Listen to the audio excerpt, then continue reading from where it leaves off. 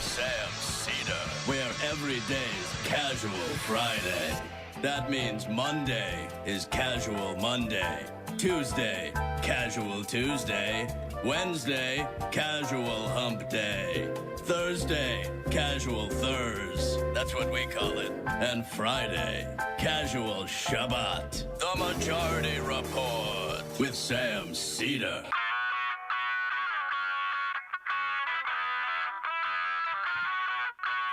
It is Friday, July 30, 2021. My name is Sam Seder. This is the 5-time award-winning Majority Report. We are broadcasting live steps from the industrially ravaged Gowanus Canal in the heartland of America, downtown Brooklyn, USA. On the program today, Alex Pareene, staff writer from the New Republic, and co-host of The Politics of Everything. On the program today, also later on the program, Matthew Film Guy will be joining us with a movie recommendation, a film recommendation for the weekend. Meanwhile, the Delta variant begins to spur vaccine sort of mandates. CDC seeing new data showing that the Delta variant is as contagious as chickenpox and may be more virulent than the wild type COVID. Meanwhile, star of the day, Portman-Sinema, tells Chuck Schumer, "I won't be here to vote if it impacts my vacation." Joe Biden announces support for immigration reform in the reconciliation bill. Will it make a difference? Meanwhile, the first evacuation air flight of 200 Afghans lands in the U.S. The highest-ranking U.S. official in the Catholic Church is now facing sex abuse charges. Ethiopian government cuts off a lone supply route to Tigray, potentially causing a massive famine. And the U.S. faces a naloxone shortage. All this and more on today's Majority Report. Welcome, ladies and gentlemen. It is Casual Friday. I know there is some chatter out there as to why I'm wearing sleeves on my shirt. We are still working on the details of the Sun's Out, Guns Out promise. But nevertheless, we will get there. Sun is still out. Isn't that right, Emma Vigeland? Welcome to the show. I guess it is out. I guess the sun is still out. The sun is still out. I don't know, man. It's Friday. Got a little bit of a cold. All right. Wow. All right. I can see a little bit. You hear me? I'm today. A little stuffy, right? It's not Okay. COVID. I got tested, even though Yeah. I'm fully vaxxed. You know, it's just you worry about these breakthrough infections now. Yeah, I'm hearing a lot anecdotally. But in terms of like data, we have yet to sort of see any numbers of people who have been vaccinated, any significant numbers of people who have been vaccinated being hospitalized. Yet, this data is coming in, and the best thing to do is to be at times somewhat, overly cautious, and that may or may not, wearing a mask indoors may be overly cautious. It may not. It's appearing that it certainly makes a difference. Certainly when we spoke to Michael Olmstead, the protection one gets from a mask, particularly if everyone is masked in a room, it's a function of the quality of the masks in terms of time that it protects you for. But nevertheless, it does provide some protection. And we are seeing some places in Florida now get beyond their peaks from last summer, and by places, I mean hospitals. We're seeing record spikes in Japan, obviously, not in this country, but there's also, we're seeing around the country, some real problems with spikes. And we're going to get more data in. This is the way this thing works, is that we just simply, again, we don't always know in real time. The novel virus, folks. Novel virus. Exactly. I mean, I don't know why that's so difficult for some people to wrap their heads around. Like, I understand that maybe it is some people, it is a function of willful ignorance. But for instance, let's play this clip of Joe Biden getting this question from Alcindor, from Yamiche Alcindor. She's a PBS correspondent. And she asked the question, which is a fairly fair question. Why not push for vaccine mandates in states, private companies, schools? Here's that exchange with Joe Biden. Push for vaccine mandates in states, private companies, schools. Do you want to see those entities pass vaccine mandates? Well, I'd like to see them continue to move in that direction, and that's why I pointed out. I had asked the Justice Department to determine whether they're able to do that legally, and they can. Local communities can do that. Local businesses can do that. It's still a question whether the federal government can mandate the whole country. I don't know that yet. We may need to actually, end up there in something Right. but the reason why we see an absence of vaccination mandates is because we have a political party that is dedicated to the proposition that we're going to exploit this in any way we can, and make it worse for people. I mean, I don't know how else to express that. I mean, And a media apparatus that completely buttresses that effort. without a doubt. And and then there's just sort of like, listen to, I mean, this is, we hear this refrain over and over again from every right-wing media outlet that it seems to be out there, and to like sort of contrarian, full-on right-wingers. And here it is Representative Chip Roy in the U.S. Capitol whining because, of course, Nancy Pelosi has now said, we're going to have to reinstall the mask mandate. Here's Chip Roy from Texas. Here on the People's House, we got to go around and see, okay, we can't come to the floor. I can't execute my constitutional duty unless I wear a mask. Well, which is it? Vaccines or masks? Do the vaccines work or they don't work? Do the masks work or they don't work? I'd like to know which it is. I'd like Dr. Fauci to come down and answer a single question about natural immunity. If you've been infected with a virus, do you have immunity? Or are they just going to go around poking people saying you must take a vaccine? Oh, but sorry, the vaccine doesn't work. You must wear a mask. This institution is a sham, and we should adjourn and shut this place down. Oh, love Marjorie Taylor Greene in the background giving standing her ovation. Standing ovation. That's this all she's good is- for now that she's not on any committees. So This would be Or laughable. vacation. This would be laughable if it wasn't for the deaths that we're seeing. I mean, it's every day you can open the newspaper, see a story of somebody in a hospital in Missouri or Arkansas or Texas begging their doctors for a vaccine as they are dying. And it's too late then.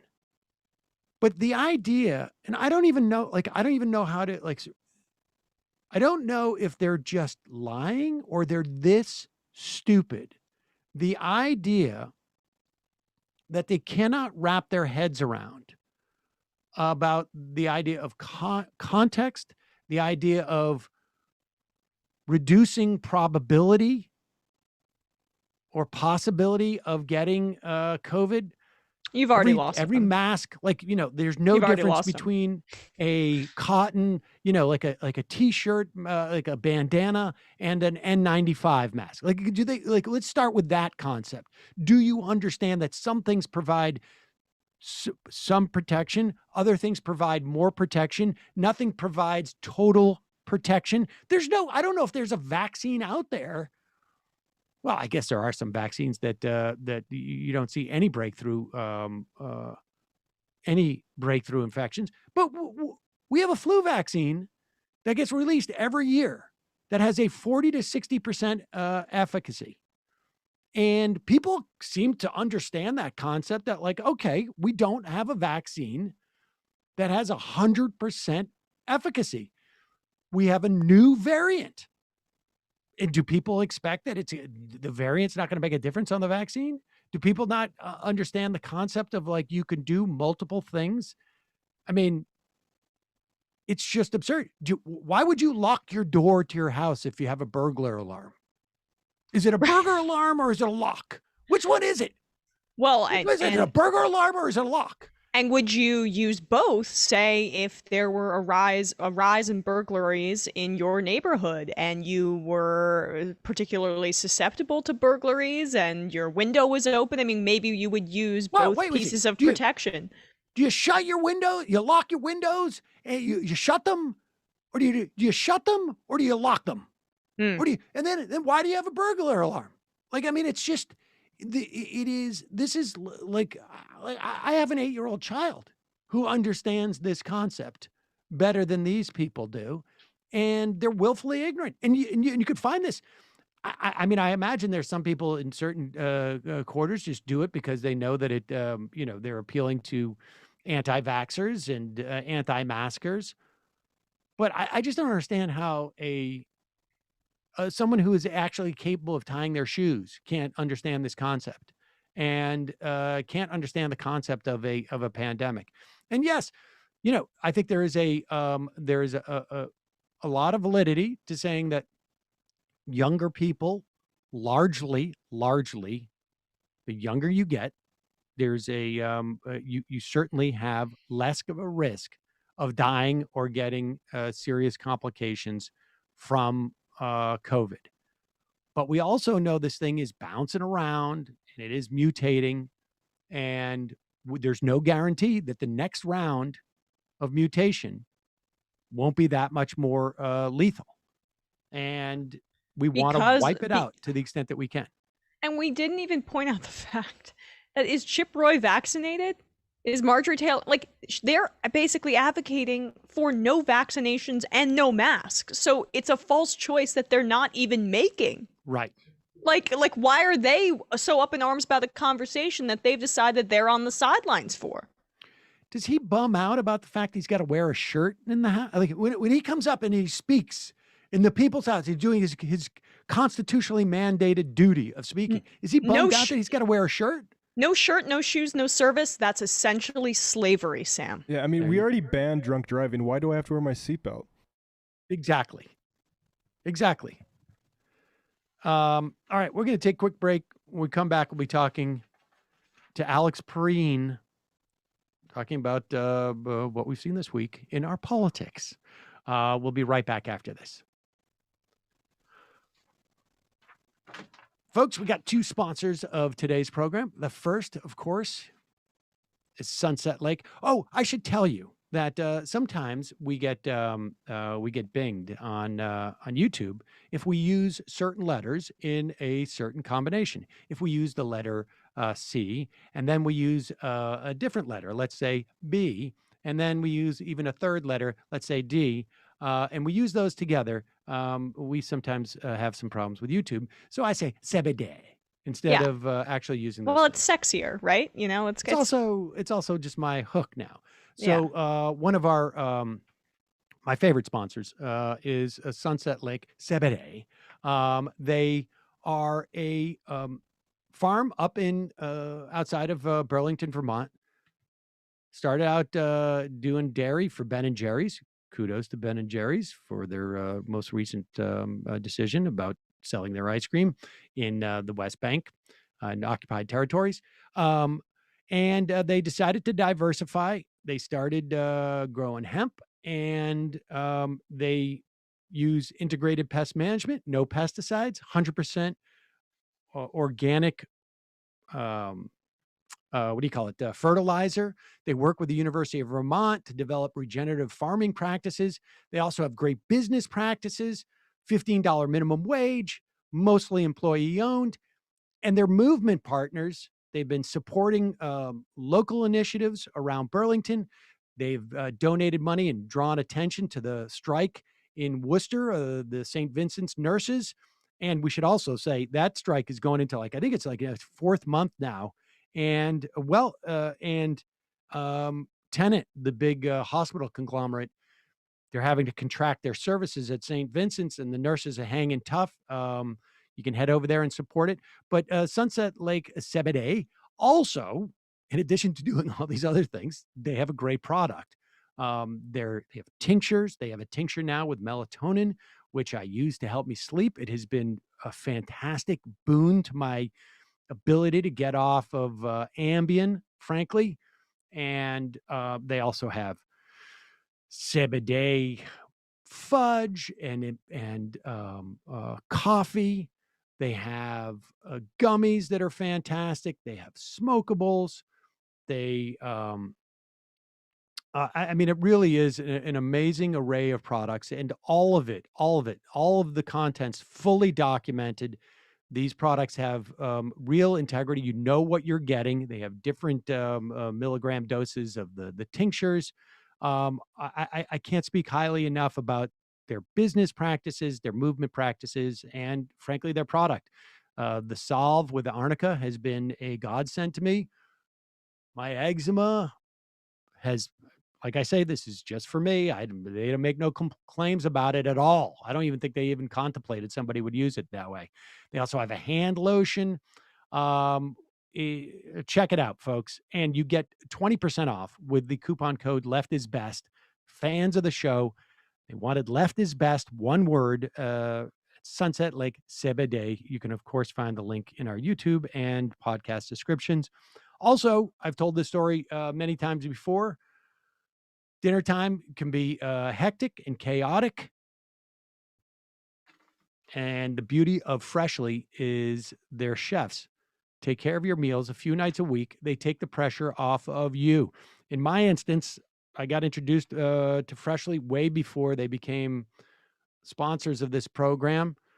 My mom, we were worried that she wasn't eating properly. She's going through some health issues, and we wanted to send her meals that she wouldn't have to really do anything to prepare, just heat them up. And but we were also afraid that she wouldn't accept them from us if she thought we were paying for them. So we told a white lie, a little tiny fib, that they were sponsoring the show and they would give me a lifetime of free Freshly. And I said, no, send it to my mom. And so my mom has been getting it for a couple of years now. And was like almost every time I get on the phone with her, she would bring it up as if it was really the only thing I'd ever done for her in her entire life. But she would speak glowingly, her favorite steak peppercorn. And then Freshly just coincidentally became sponsors of the show. And then I told this story, and then my mom found out I'd been lying to her for a couple of years. So, but nevertheless, Freshly makes chef-made, nutrient-packed, delicious meals delivered fresh to your door or your mom's door. No cooking is required. They arrive cooked and fresh every week. You can keep them in your fridge. You skip the trip to the store. You don't have to worry about cooking. Ordering is easy. You go to freshly.com. You choose from over 30 meals, like my mom's favorite, steak peppercorn, sausage baked penne, their chicken pesto bowl. Freshly can fit your lifestyle. They've got a variety of plans. They got meals to pick from that work for your needs. And now our listeners can try Freshly for just $6.16 per meal. Kids, are you hungry? Wait, You got to wait 5 minutes, and I got something delicious for you. Those words have come out of my mouth actually many, many times. Right now, Freshly is offering our listeners $40 off your first 2 orders when you go to freshly.com/majority. You can stop stressing about dinner. Go to freshly.com/majority for $40 off your first 2 orders. That's freshly.com/majority for $40 off your first 2 orders. Okay, I want to welcome back to the program, one of our regular Casual Friday guests. He is a staff writer with the New Republic and the co-host of the Politics of Everything, Alex Pareene. Hello, Alex. I'm here with Emma. Hi, Emma. Hi, Sam. I guess I don't need to say that. I mean, you can see that. I can see that you are there. Yeah. I guess I'm just sort of used to, it's sort of my radio background where I just assume that there can't be anybody seeing. But and you, of course, know Emma. Right, Alex. So here we are. It is the end of July. Mm-hmm. Sort of knew it was coming down to this, and we are. Well, there's a couple of things that I don't want to put it all on the table right now, and then we can sort of work our way through it. But there's a really sort of fascinating dynamic that is starting, and there's 2 major stories. Obviously, they're happening. One is the infrastructure bill or bills, and the other is we've got this January 6th commission. There was some pretty compelling testimony earlier this week. This is going to go through August, at least parts of it, and the House Democrats seem far more interested in compelling testimony this time around than they did during the impeachment hearings. They're skipping the whole voluntarily show up type of thing and going directly to the compulsion. And we'll see. We have a different DOJ now, and whether the DOJ will back that up. And then we also have Donald Trump endorsing a candidate in Texas. There was a special election in Texas, 2 Republicans in a runoff. He endorsed one at behest of the Club for Growth, and the sort of like, I guess, the Texas establishment endorsed the other, and Trump lost. Which is, we should also say, not necessarily, there was plenty of times where he endorsed people, it seemed, and they lost. Yeah. In the past. His record wasn't like sterling on that. It wasn't sterling. But the interesting thing, the dynamic here with the Republicans, and I do think all of these 3 sort of like silos are a part of a whole. With Trump, I think he's much more dangerous when he's just against you versus supporting somebody. Yep. But the Republicans can't escape him. Right. and they sort of, I think, want to, but they can't. I'm talking maybe the leadership. I mean, I think, increasingly they're just becoming mini Trumps. But this January 6th thing, we're sort of seeing that there, right? Like this is playing out. Trump wants them to sort of be more like lean into this thing. They want to lean away from it. Yeah. Kevin McCarthy pulled people off of his response to the select committee, not including Jim Jordan and Jim Banks, was to pull Republicans off the economic equality select committee. That must have been really tough for the Republicans. I mean, give me your sense, at least in that first 2 sort of silos of thing, like, what the dynamic is there. I think I think, as you point out, right, like Trump's history of endorsing Republicans has not always led to those Republicans winning, which I think goes to the fact that the appeal is him, right? Like he can endorse guys. And who was it he got pissed off at because they told him to endorse him and then he lost anyway?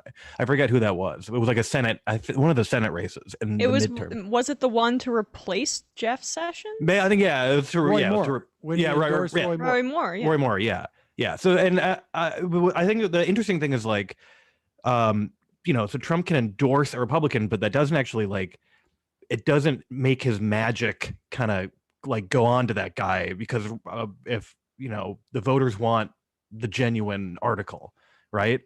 And so I don't know. I think that like what we're going to see going forward is like all of these mini Trump attempts. I don't know. It's unclear how far they'll go because the appeal is really tied up in the guy himself. And part of that too is like, I mean, don't want to cut you off, but part of that too is that his energy into going against somebody and fighting somebody who he's against, he can't match that when it's not him on the ballot, if that makes sense. He doesn't he's such a narcissist that he's not going to put his energy into advocating for somebody in the same way that he would for himself, or if, you know, he's fighting another person who he feels personally wronged by. Right. He can only go positive in a way that it reflects well on him, right? Yes. Like his intensely negative energy is like 99% of his charisma and magnetism. And like when he's just like, you know, he can barely roust himself up to say anything nice about other people. And, you know, obviously Republicans can tell that. But then the commission thing is interesting because I think that's what he wants to be happening with that. Not pull the Republicans off, but like just completely make it a circus, make it and defend defend what happened. Like, don't like hope this goes away, but go on the attack on this. And what's interesting is that like, the reason why more often than not, you have parties who are out of power win in the off-year elections is because they're running against a sitting president, right? Yeah. In some ways, what Donald Trump is setting up for the Democrats, and I don't think that they've had a sort of some type of epiphany as much as it's so obvious. The Democrats are running against Donald Trump again in 2022. That usually you don't have a Republican president, to run against when you have a Democratic president. Yeah. But on some level, the Democrats do. I mean, people have to remember this. Like when I was doing radio in 2004 and 5 at Air America, we would still get conservative callers who would call in and talk about Bill Clinton. Yeah. Like 5 or 6 years later, I mean, the Republicans knew how to create a boogeyman that was way off the scene, right? I mean, you're talking 5 or 6 years out, even in his second term, George Bush is still blaming Bill Clinton for things, whereas Barack Obama on day one was like, we got to turn the page. Yeah. They never. And of course, that's why you get such an easy reformation of George W. Bush, who was incredibly unpopular by the time he left. The easy reformation because Obama basically just said, took the hook out of his mouth, and they didn't do this. And the Democrats this time around, I don't know that they've had an epiphany and understand how to do politics again, but it's so obvious. And I think people can argue as to how, the magnitude of January 6th, right? I mean, I think there's, some folks I see undersell this significantly. Certainly we see some people, I think, overplay it a little bit. Yeah. But, the notion of politicians using hyperbole is one thing or another. It's definitely something that one feels like should be investigated, right? I mean, the idea that you had thousands of people storming the Capitol, trying to prevent the president from being certified, it might have had inside help. It feels Might like want to something look that should into be investigated. Yeah. But the Democrats understand, I think, from a strictly as a political standpoint, the Democrats seem to understand that the more they empower Donald Trump from afar, the better they're going to do in 2024 because he's not on the ballot. Right. Exactly. He will motivate people to come out and vote against him. It's a completely different when he's on the ballot versus when he isn't. Yes. And like, so by not being there, but being there. Yeah. He's present in the minds of the voters who are motivated to vote in the midterm, but then the people who are only motivated to vote for Donald Trump, they didn't show up in the last one, Well, when he wasn't on the ballot. I mean, they did, but not in the same numbers. Yeah. Right. I mean, like Republicans in 2018, you had Republicans and Democrats both get record voters, but the Democrats just had more. And, we had, I think it was 7, 8, 10 million voters who were new to the process because they were coming in and voting against Donald Trump. And so, and I think the Republicans realized this, and I think that's what was going on with their sort of like spin pirouettes on the vaccines over the past couple of weeks. And it may dovetail into the bipartisan sort of attempt on this infrastructure bill. Yeah. And I mean, I don't know. It looks like that thing, it's shocking to think of 10 Republican senators voting to advance anything for a Democratic president. So I don't know. It's like, if and when that happens, it says it's going to say something about like what they would rather be talking about going into the next midterm. I think there were 17 Republican senators who voted to cloture on that first sort of process vote. Yeah. And I mean, this is I think clearly the Republicans seem to be a little bit nervous of this whole sort of Donald Trump effect. Because they have I think they must be looking at polling, right? I mean, like, what did you make of their whole turnaround on vaccines? I don't know. That was an interesting one because it definitely seemed it seemed coordinated, came from Fox pretty directly, but then like sort of filtered to everyone else. So it's like, maybe Rupert said, you got to cut this out. Maybe it was the markets, maybe someone was like, all right, like if we can't get these numbers up, like the market recovery is going to get screwed. But I don't know. I think it was also like, it was could have been any number of factors, but it was definitely a sort of a weird sudden thing. Well, that was Emma's argument about the market, but remember Steve Scalise also on I guess it was a week ago. Was it this past Sunday or 2 weeks ago Sunday?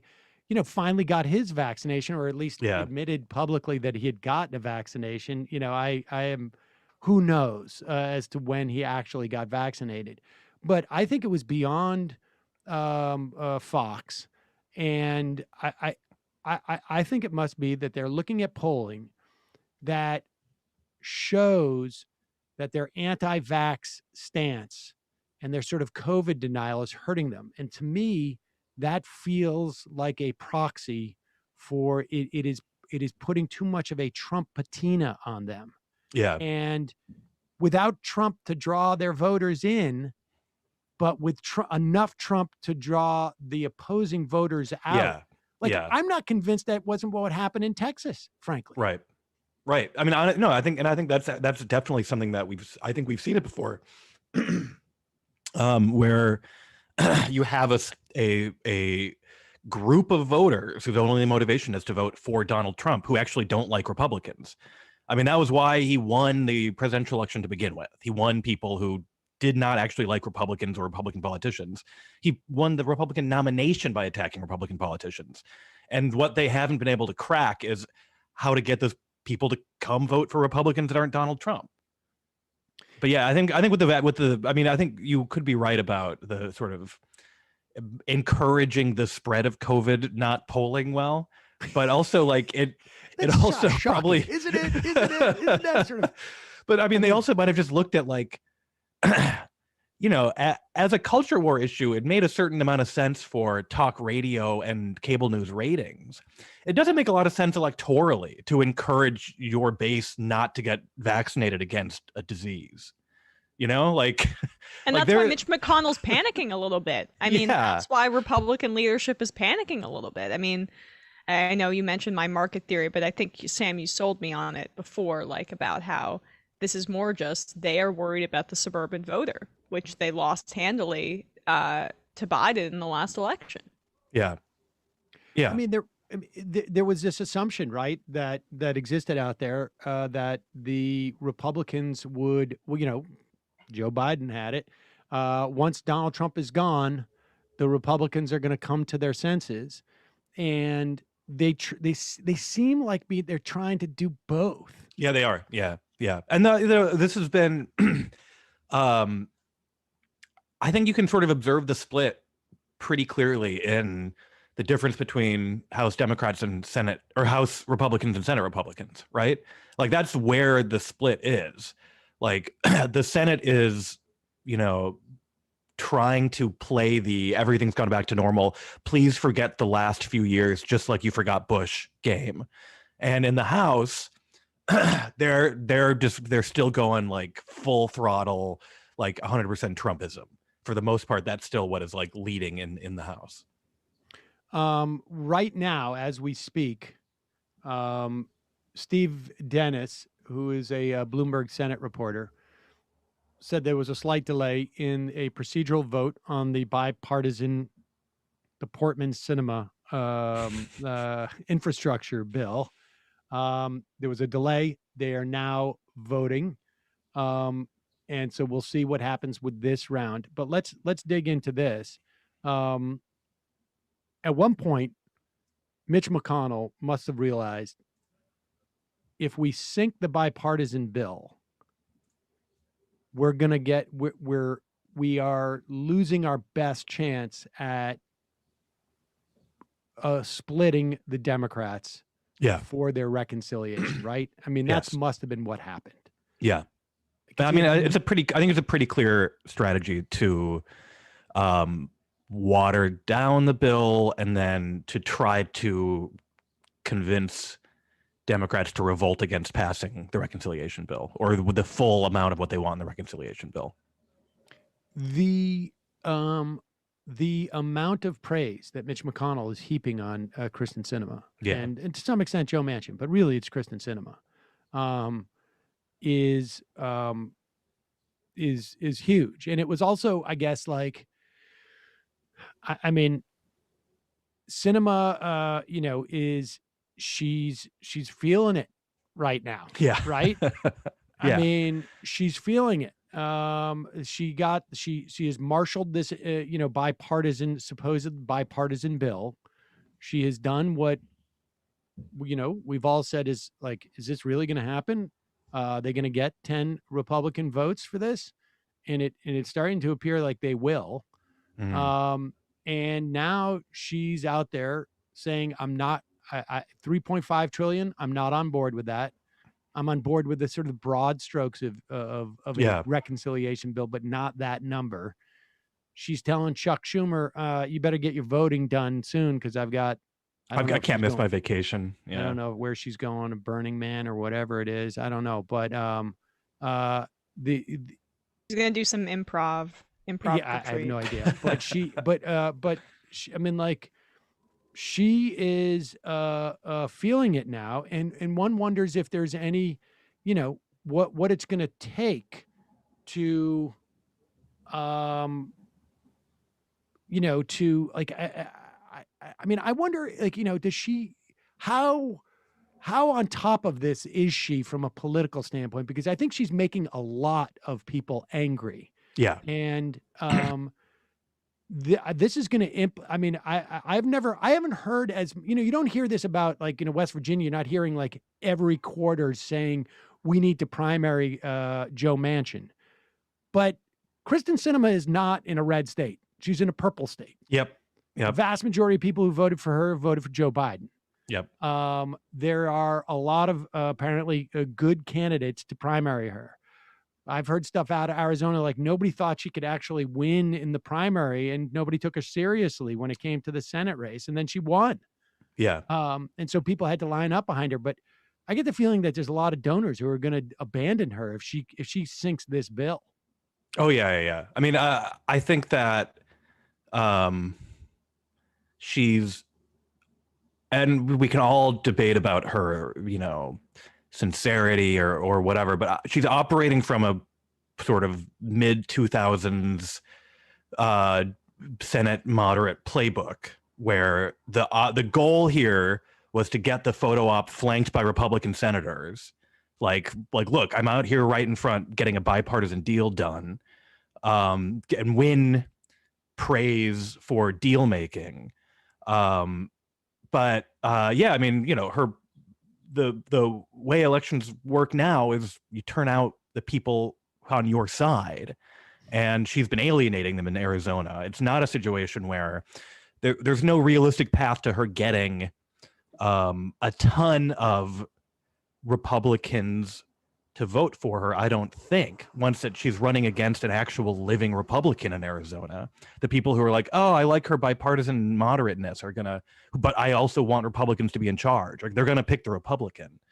And I don't know. I wonder, she's years away from facing voters too. So I don't know. Like, it's hard to say what she wants out of this besides winning that praise and being the fulcrum of negotiations. I mean, look at this. I mean, Bradley, if you could pull this up, look at this photo op from her. I mean, this is a bit of an aesthetic point, but she's like, that's Portman, right? This is just so weird. This is a weird brand of, I mean, again, this is why I say big theater kid energy. What is he saying at that point? Like everybody else seems to be laughing. It looks it's suggestive. almost as if he just said, like, incidentally, I'm going to, I stole Kristen's retirement fund, and everybody laughs, and she's like, wait, what? Wait, please, sir, I want some more. I mean, it's just a weird, like, I read this great profile on her in oh, that's good, Bradley. I read this great profile on her in Mother Jones, and her background as a Green Party activist, and kind of like how it seems like the only driving principle that she has is being an iconoclast. Yeah. And there are quotes from her in the newspaper in 2003 about what's Joe Lieberman even running on? Why does he run as a Democrat who wants to appeal to Republicans? And it's like, lady, this is her whole brand now. I'm not sure exactly what she's doing, because I think you guys are right. This is not ringing true. That weird pose, that kind of theatrical, performative stuff, it's not going to resonate, because it's certainly repulsive to me. I can't imagine it's resonating with people. Well, also, look, she's also got, and she developed it very quickly, but she's got advanced Senate brain, right? And Senate brain means the goal of what you were doing in the Senate is to get that photo and then to pass a bipartisan bill. And if that means you delay something for months and months as it gets less and less popular and people argue more and more over the details of it, and like people start to hate whatever this thing you're arguing about more and more, that's the object, is like prolonged negotiations. And then at the end of it, this is just about like the least popular thing a politician can do, is when Chuck Schumer is like, well, we're going to have to work hard this summer. You say, no, I'm not missing my vacation. Yeah. That's just not a popular thing to say public or to have reported about you. And to be clear, like, she does not have the option. I mean, I guess she could switch to the Republican Party now, but that would be the end of her career. It she would does be, not. yeah. Right. She is not. She does not have the Joe Lieberman option of running as a Connecticut for Joe Lieberman candidate, because Joe Lieberman had an extended. I mean, Lieberman was in politics for a long time. I went to college in Connecticut in 1980s, and Joe Lieberman was on the TV as the Attorney General, taking credit for the toll booths being removed in Connecticut. I mean, this guy had a very long history in Connecticut politics. She does not have that kind of base. She doesn't have many options, and I can understand like her what she thought she was doing for her brand to do the bipartisan infrastructure bill, and we should be clear on that. That bill is not a bad bill. It's woefully insufficient, right? But if you combine it with the $3.5 trillion reconciliation bill, all good. Yeah. The privatizing elements of that, which we had talked about on this program, there was a public-private partnerships, went from like billions of dollars down to like 100 million or something like that. Just completely nominal and largely irrelevant. The pay-fors are also sort of like weird, Senate fiction stuff, like where they're it's just gimmicks and like, exactly. It's all just sort of like accounting stuff and shifting money around. It's nothing terribly problematic at all. I mean, it's just like an insufficient, mediocre, not game changing, but certainly like, we'll take some funding for Amtrak. Yeah, we'll take some broadband. Yes, it will shore up some roads and this and that. Not a bad, bill. And I think to the Democrats' benefit to have passed a bipartisan thing, because the Republicans still have this liability of Donald Trump out there, and people can still vote against Donald Trump, even though they're doing the bipartisan thing. But the Democrats can brag like, we passed the first bipartisan legislation that has been passed in, whatever it is, 10 years or something. Yeah. And it would, broadly speaking, not true, but, the biggest bipartisan piece of legislation in 10 years. And what I don't understand is, unless it's going to be like, she's just like, what the rationale is for her other than to get more attention and be star of the day, to come out against the reconciliation bill, or at least, maybe one thing if she comes in, she's like, I want it to be $3.4 trillion. Well, right. So then this is the question. So there's two scenarios here. And one is, again, going to the idea of just pure Senate brain, the idea that you got to take the number and you got to bring the number to an arbitrary amount down. Like that's classic Senate negotiation. Here's a number. I arbitrarily want it to be a little bit smaller, and then I'm fine with it. But then the other thing is holding out the possibility that she can scotch the bill in order to remove some potential part of it that she won't admit is actually the thing she's against, right? Like if they try to include something that she doesn't want to openly say she opposes, like this is the threat she can use to try to get it out of there. All right, just to be more clear on that, that's like Joe Manchin. He doesn't like the corporate disclosure stuff for the People Act. Exactly. But so he comes out and he supports the John Lewis Plus bill. Yeah. And so it's really not, he gets to, he's basically carving something out of the bill that he doesn't like, and presumably his donors don't like. And maybe that's a redundant thing there. Without having to take the sort of political hit of taking out something that, like, most people would be like, hey, wait a second. That sounds fine. Like that disclosing. Sounds, better than fine. I mean, and one wonders if it is the latter, if your theory is correct, that she could be going for something to carve out of the bill. One wonders, like, who she's doing that on whose behalf. Yeah. Undoubtedly, donors, but it also could be like, there could be people like Mark Warner and these people who don't feel like I can afford to get up there because I'm in a bluer state and say like, hey, I don't want this or that. And she could be doing that work as a way. Well, of right. like, And, Warner in particular, like, it's incredible what he gets away with, but like, he doesn't want any part of the PRO Act in there. And that's still, I think, on the table to put some of that in there. Warner doesn't want, like, he's come out against, or he said he doesn't support the PRO Act, but like, he can't, like, he doesn't want to come out and take the hit on that, I don't think. And Sinema who will go thumbs down the minimum wage and like just take that hit, is like out there able to do whatever, someone like him might want. But Warner wants to operate in the shadows. That's his. He doesn't want the Democratic electorate to know how conservative he is.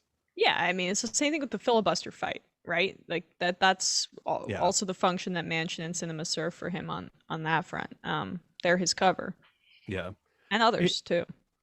And it's possible there is a scenario where Schumer, moves this thing quite along and they get to like even the vote-a-rama before they go on vacation. I can't even believe it's just so stunning to me that we're talking about this stuff. Like, like there's not even like an off year, there's not an election in November that justifies this. It's sort of just like, I really want my vacation. I really want, I've already set the plans to go to the beach and whatever it is. And I mean, I understand. I'm going to take a week in August. I want to go on vacation. But if like, I don't know, there was some major, like the biggest thing to ever happen to this show, in my career. I mean, passing a $4 trillion bill or voting against it, that's a pretty big deal. Yeah. And I mean, this is the greatest knock on Democratic leadership so far in the Biden administration is a lack of urgency. Just no sense that they need to move. Like we got a false start with the first COVID relief bill, where it's like finally they're serious about moving fast, and it's a business as usual. And this is what happens when you just let people who've been in and around the Senate for 100 years control the pace of everything. Yeah, and I mean, I don't want to sound, sort of, I don't want to sound rude, but you've got those 50 Democratic senators there. They're there now. They're there. And every time Dianne Feinstein has to get on an airplane, just that amount of travel is, you've got people in their 80s, well into their 80s. Who are Democratic senators, and frankly, every step that they're forced to take outside of their sort of normal routine, frankly, is a potential opportunity for there not to be a majority when they get back. Yeah, and I don't know. I agree with you. Like the urgency that they really. It's going to take a lot of luck for this to go through. And so let me just address that I want to circle back. There's one point that, there was a piece in there was a reported piece in the New York Times yesterday that I found, or 2 days ago, that I found really disturbing. One half of it was that the pandemic aid has had really great impact on poverty in this country in a way that we have never seen a reduction of poverty so quickly in this country. Maybe not even seen this amount of reduction in poverty. Like, they're going to fall. The number of Americans living in poverty is going to fall by 20 million from the 2018 levels. That is almost a 50% decline. There were three programs attributed with cutting it. It was the stimulus checks, the increase in food stamps, and expanded unemployment insurance. Poverty has fallen most amongst children, but it's dropped among like every sort of cohort you could imagine in America, race and age group, and in every state. It has had, this is like it should show you that we can do this. Yeah. It cost about $1 trillion. Yeah.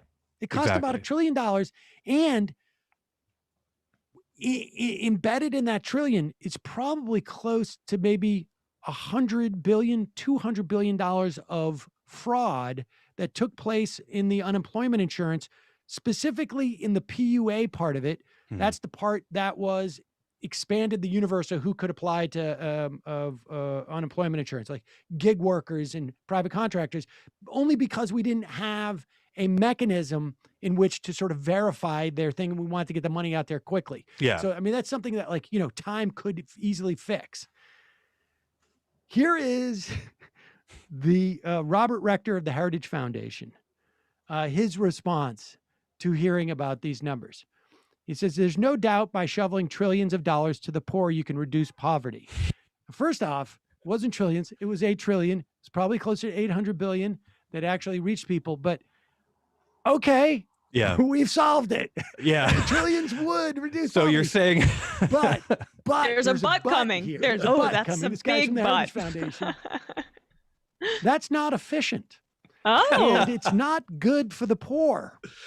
Because first of all, what could be more efficient than here's Sending money? Direct. Yeah, it didn't You're not like, poor anymore.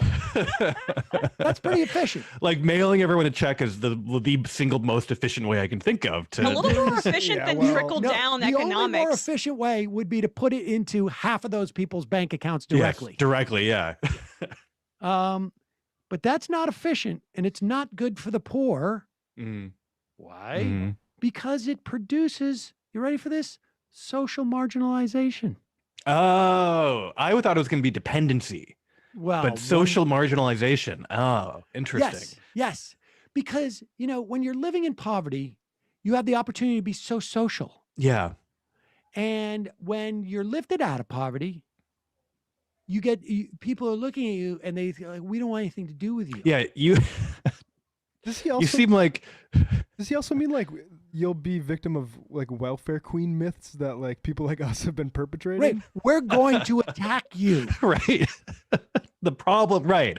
The problem with really efficient welfare spending is that me and my allies are going to demonize you to everyone we know. That we will make you a social enemy if you accept that money. And then he says, you want policies that encourage work and marriage, not undermine it.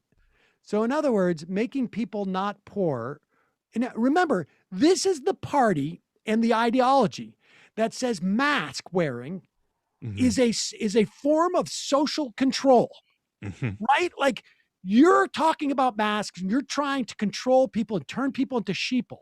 However, we also hold the belief that the problem with helping people out of poverty is you're not encouraging them to work and get married. Yes. That's also a racist, dog whistle there. They're like, oh, where are the fathers, etc. That's think what about that the is. control, the social control embedded in that statement. Yeah. Yes. No, I mean, We it's give the people the freedom of not having, someone else have coercive tools up over them. That's bad. But don't take that mask. Don't put that mask on because they're trying to control you. Well, we know what he means by efficiency, just to double back there. Like the most from their perspective, when somebody is forced by poverty to serve a capitalist for maybe less than they would have negotiated otherwise, that's efficient. That's what he means by efficiency. And then there's some really sort of disturbing things in here, which is like, why, I look at this like using Trump as, at least driving some voters to the polls. Okay. Because you get, and granted, this is like, any reporter could go out and do something like this. But then you get this like paragraph talking about this woman, this 29-year-old woman who suffered job loss. She was like made more than whole through these programs. Instead, her income rose above its pre-pandemic level, though she had not worked for a year. She received about $25,000 in unemployment benefits, 3 times what she would have received before the pandemic.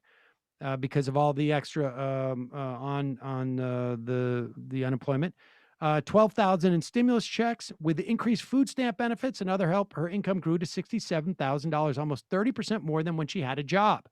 Now, of course, you could provide half of these without the excuse of a pandemic, let's say. But without that help, I literally don't know how I would have survived. She said, we would have been homeless. Still, Ms. Goodwin has 29 mixed feelings about the large payments with no stipulations.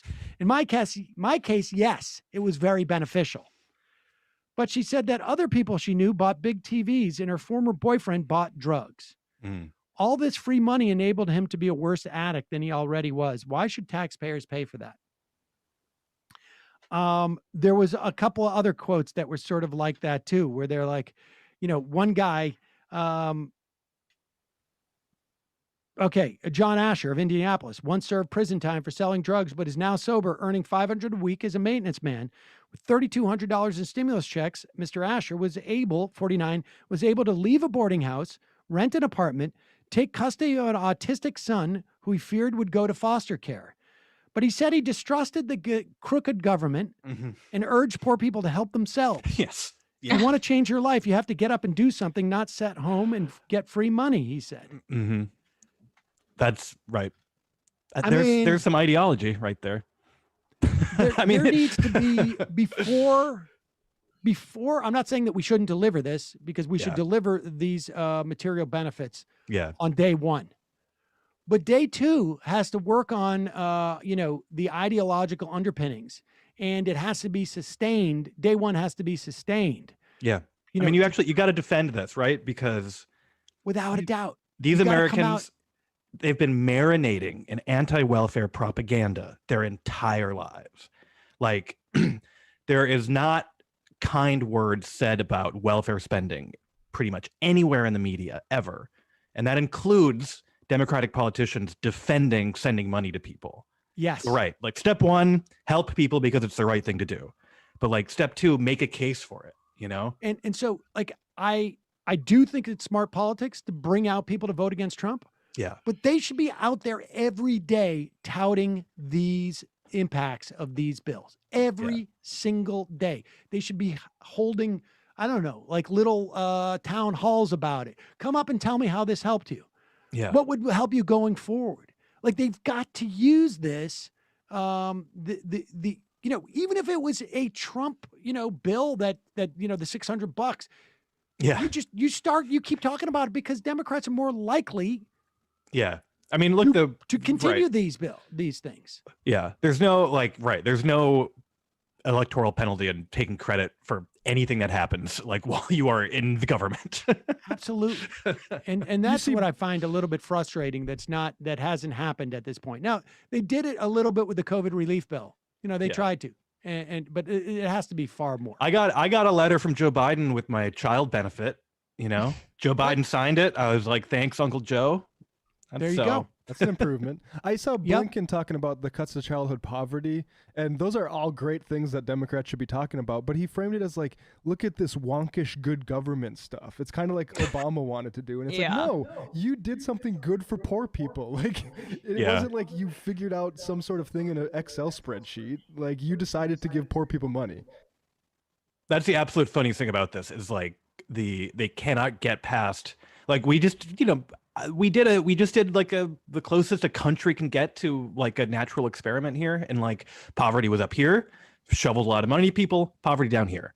All right, what's the lesson there? And like a lot of people in Washington, their brain is still going to be like even liberal people are still going to be like, all right, how do we figure out poverty reduction? Like, what's the technocratic formula to reduce poverty? Right. And it's like, you just nailed it. You just figured it out. Send money to people. It's too direct. It's too direct, or it's not direct enough. The direct payments. Alex Pareene, always a pleasure. Thanks so much for your time today. Really appreciate it. Yeah, of course. All right, folks, quick break. We'll be right back. Wrap things up for the week.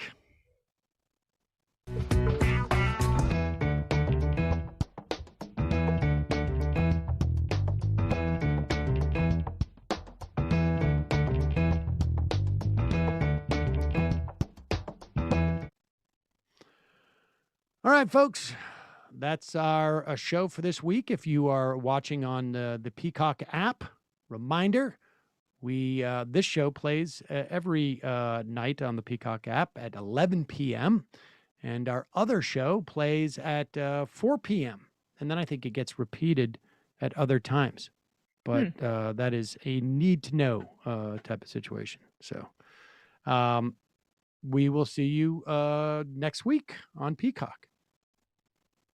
And we will see the rest of you right now, because it is time for Matthew Film Guy. We'll bring in Matthew Film Guy. I want to read this. Are you bitching again about how little Democrats do to promote the overall benefit of the policies they are now being forced to get behind? What does that mean, they're now being forced to get behind? It's almost as if sometimes you are willing to admit that the Democrats don't want to be held to a good policy, and then the rest of the time you pretend like you don't know what the hell is going on. I'm not sure I follow that, frankly. I'm glad you read it, though. Huh? I'm glad you read it, though. Well, I know I saw it, and the first part of it sounded interesting, but now I can't quite make it out. I don't know, like it's someone that wants to stay mad. I guess so. But I know somebody who doesn't. Oh, you cut your beard. Yeah, I think I had it cut last time, but I understand you're getting up there. You're not gonna pay attention. But wait a second, I'm thrown off because don't we need something, Matt? Yeah, give me 1 second. Going to the other desk. We need to rejigger the studio because this is what gives me energy. I can't do this without hearing. No, I know it.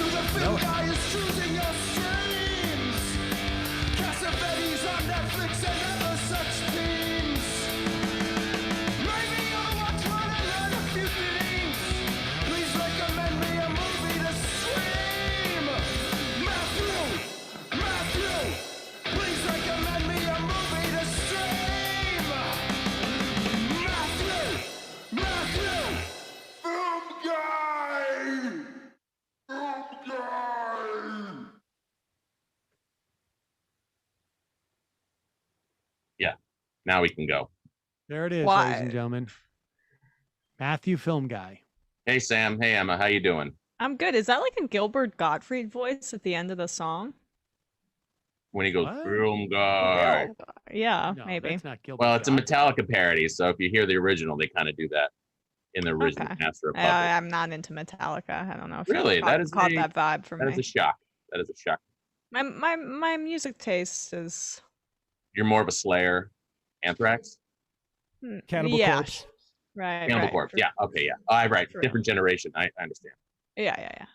So, Matthew Film Guy, you are looking very post-pandemic-y today. Your beard is cut short. Maybe I didn't notice it last time. Your hair is cut. You did you get new glasses? Nope. None of these things are true, but still, I appreciate this talking about my appearance. That's really what I come on here for, is to Stop objectifying I'm not Matthew. grading. I'm not thank you, Emma. grading I'm glad I'm somebody just- said it. I'm Yeah. just Supposed to be a checking progressive out. show. See that you're here, and I'm I excited. want you to love me for my mind and my soul, Sam.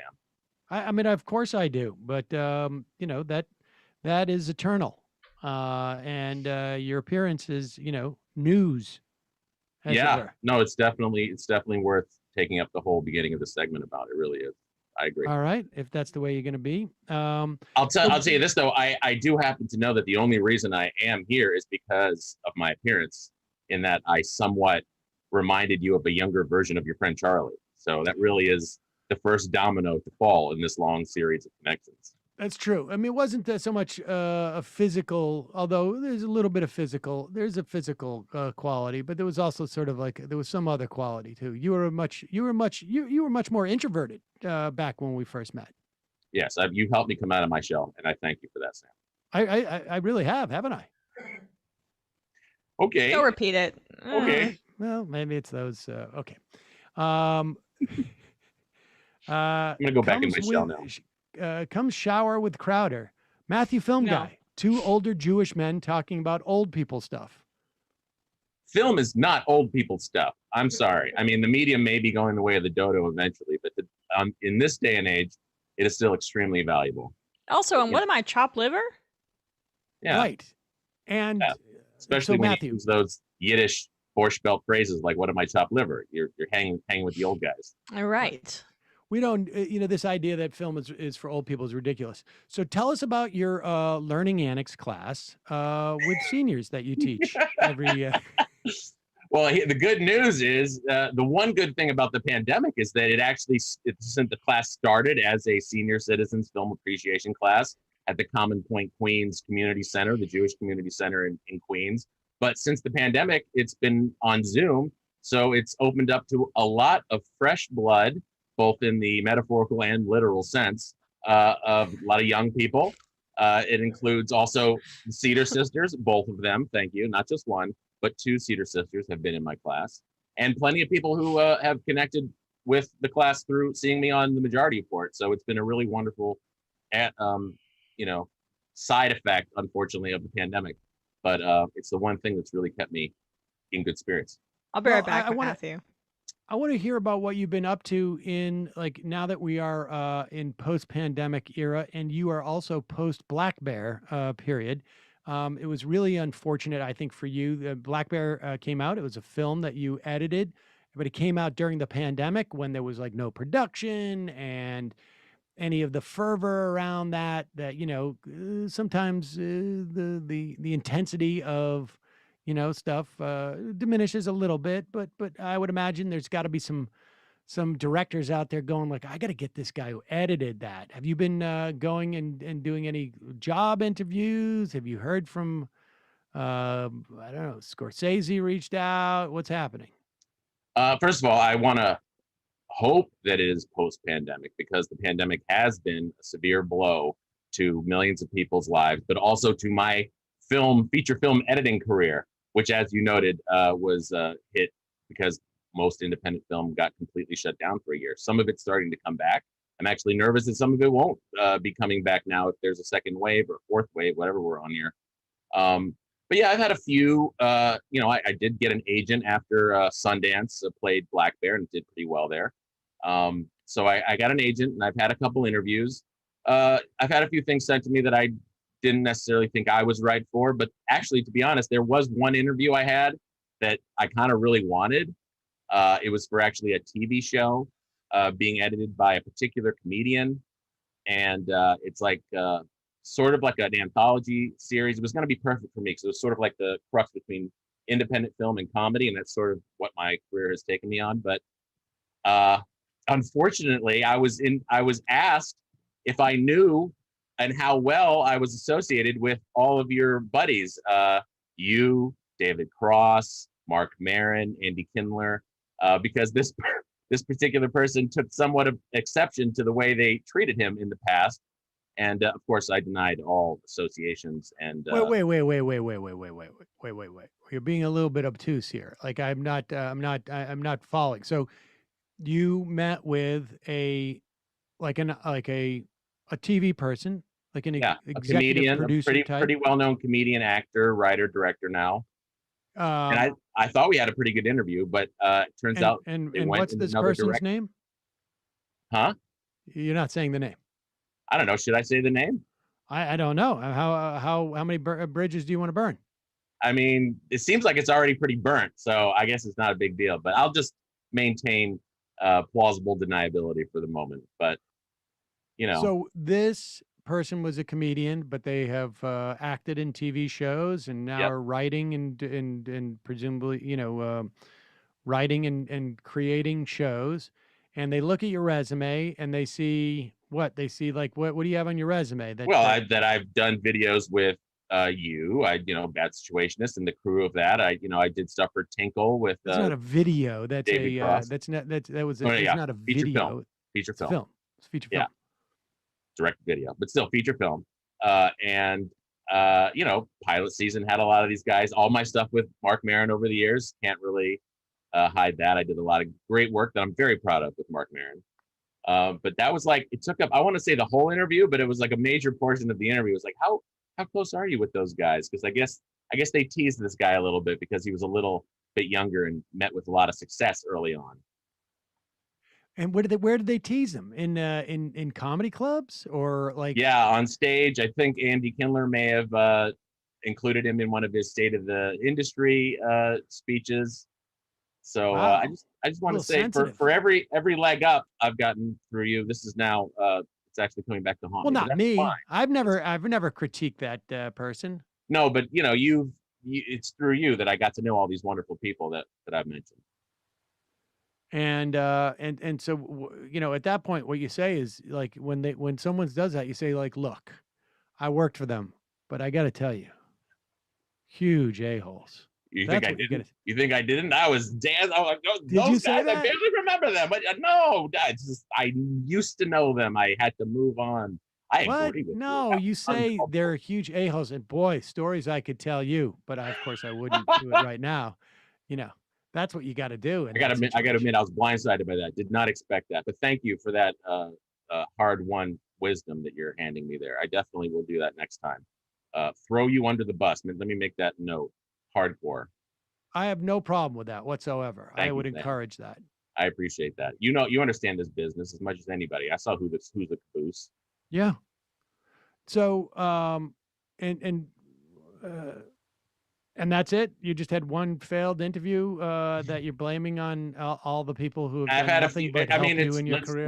Let's face it. You don't want to hear about every single trial and tribulation I've gone through, but I've read a few scripts since the pandemic has started to slow, so things are starting to pick up, and it's just around the corner as far as my agents are concerned. But listen, in the meantime, it's sort of it's a good news, bad news situation. The pandemic has allowed me to go full film guy.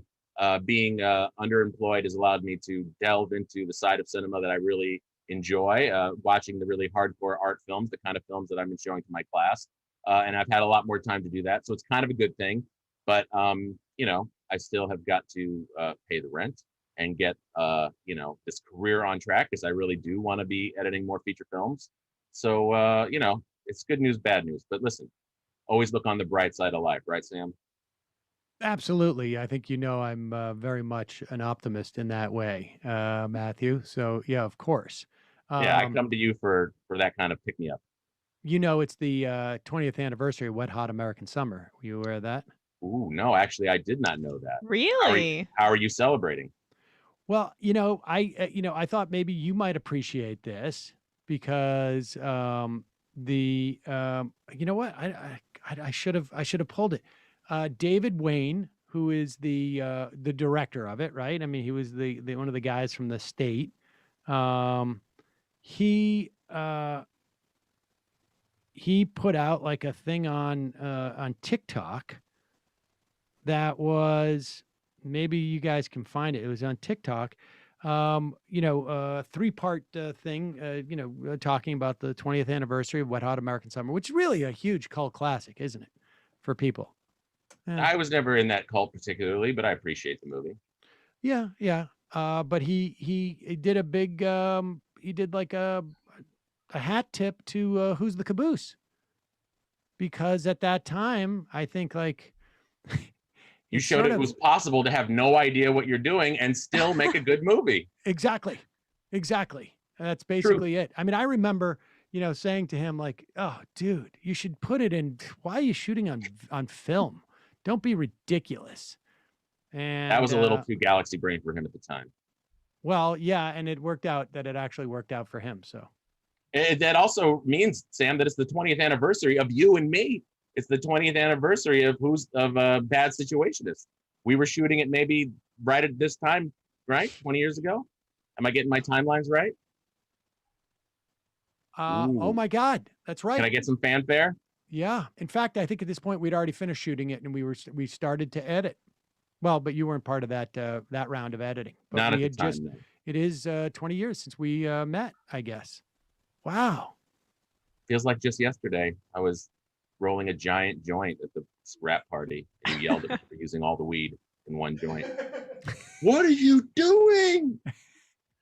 That was one of my favorite moments. I don't remember that.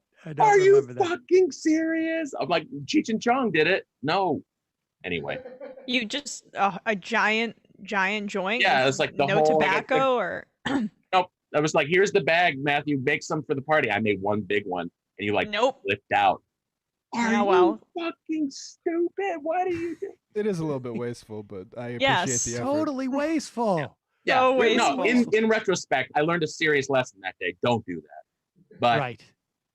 That's the follies of youth, Sam.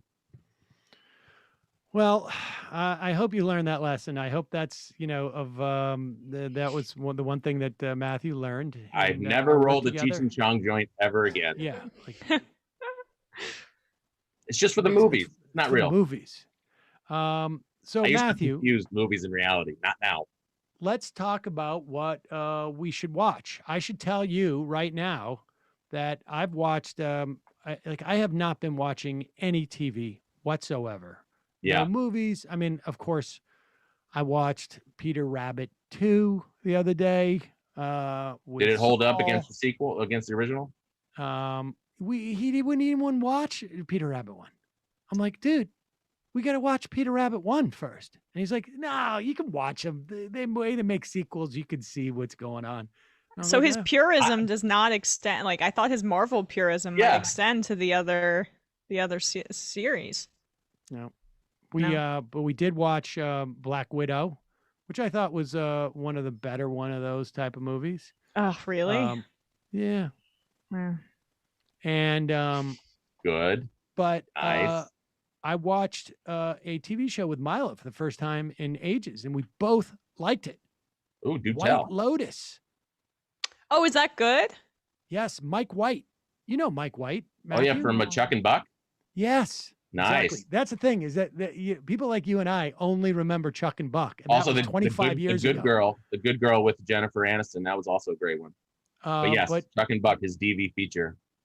White Lotus. I mean, I've only seen like 3 or 4 episodes, but it's pretty good, and it's just a limited run, I think. So. I love Jennifer Coolidge so much. Yes, she's quite good. I'll check that out. But I thought you would have been aware of that. I guess not. So no, I mean, I'm going super huge film guy here. I literally have a watch list on Letterboxd, and people can go find me on letterboxd.com at Langdon Boom and see what I'm watching and see what I want to watch. It's 1,400 or 1,500 films long, so I really get like a guilty conscience when I start watching a series these days. Although Mary and I are rewatching The Sopranos, which I haven't seen in whatever it is, 15 years. She never Hold saw up. it. Definitely. In fact, I appreciate it more this way through because it's like I'm not confused like who's who and what's going on. The filmmaking in that is really, really excellent. Just, they invented the sort of prestige drama. So I appreciate it actually more this way through because I'm not so wrapped up in the who's whacking who kind of stuff. Yeah, I'm into, I've been thinking about revisiting that too lately. That's actually something else I remember from Bad Situationists. I think I was at your place one time and you're like, okay, it's time to go because we got to watch Sopranos. Like the meeting is over. It was like destination TV. And I that's the first time I heard of it. I'm like, what's that? Well, also, there was not a huge opportunity to, we didn't have the internet. We didn't have a streaming DVR. services. It wasn't, it was all VHS, right? Yep, for sure. God. And it was destination viewing. We are old. Like you had to wait Nice until to get old. 3 Nice in the to get old. morning to watch it over, if you missed it at the first time at 10 p.m. or whatever it was. Right. 1 a.m. Actually, I did start to watch a series, which I was actually impressed by. But it's sort of a pretentious series because it was made by Canal Plus with Fox called War of the Worlds, kind of a reimagining of the original H.G. Wells idea. But it's pretty great. Multinational cast. Some of it's in French, so you'll like that, Sam. I think it was on a network called Epix. It was free for a while online, so I caught it there, but you might need that. But if you're looking for a series, you can do worse than that. I'm gonna go back to The Sopranos after I finish. I'm watching for the first time Boardwalk Empire. That's pretty good. It's heavily in the shadow of The Sopranos, but I enjoyed that and I watched it completely. I like the historical, I love learning about the history of these gangs in Chicago and New York and Atlantic City and how Capone rose to prominence and Arnold Rothstein, cool characters. Yep, definitely. And they're like 80%. Basically everybody except Nucky is pretty historically accurate in that show. Right. All right. So Matthew, film guy. Yes, here I am. What do you have for us this week? All right. At the risk of alienating the youthful audience that you attract, I do want to recommend. You know what? You say that in jest, but the fact of the matter is that not jest. To the extent that we have data, and we have some decent data, the majority of our audience is younger than I think both of us. That's good. I hope they all become members. Like Emma is right in the center of our. Well, really? Well, maybe you're a little bit on. I mean, it's like on the younger side. Like the average age probably comes out to about 30. That's good. Listen, I hope every single one of them buys a Hello Tushy bidet and Sunset Lake Sebe Day, and I hope they really keep you going for many, many, many years. Well, please, there you go. There's a guy. That sounds like. Why don't you just say cannabinoid eBay store resent? No! Don't even say the first part of that. You can't say it. What is that? Why?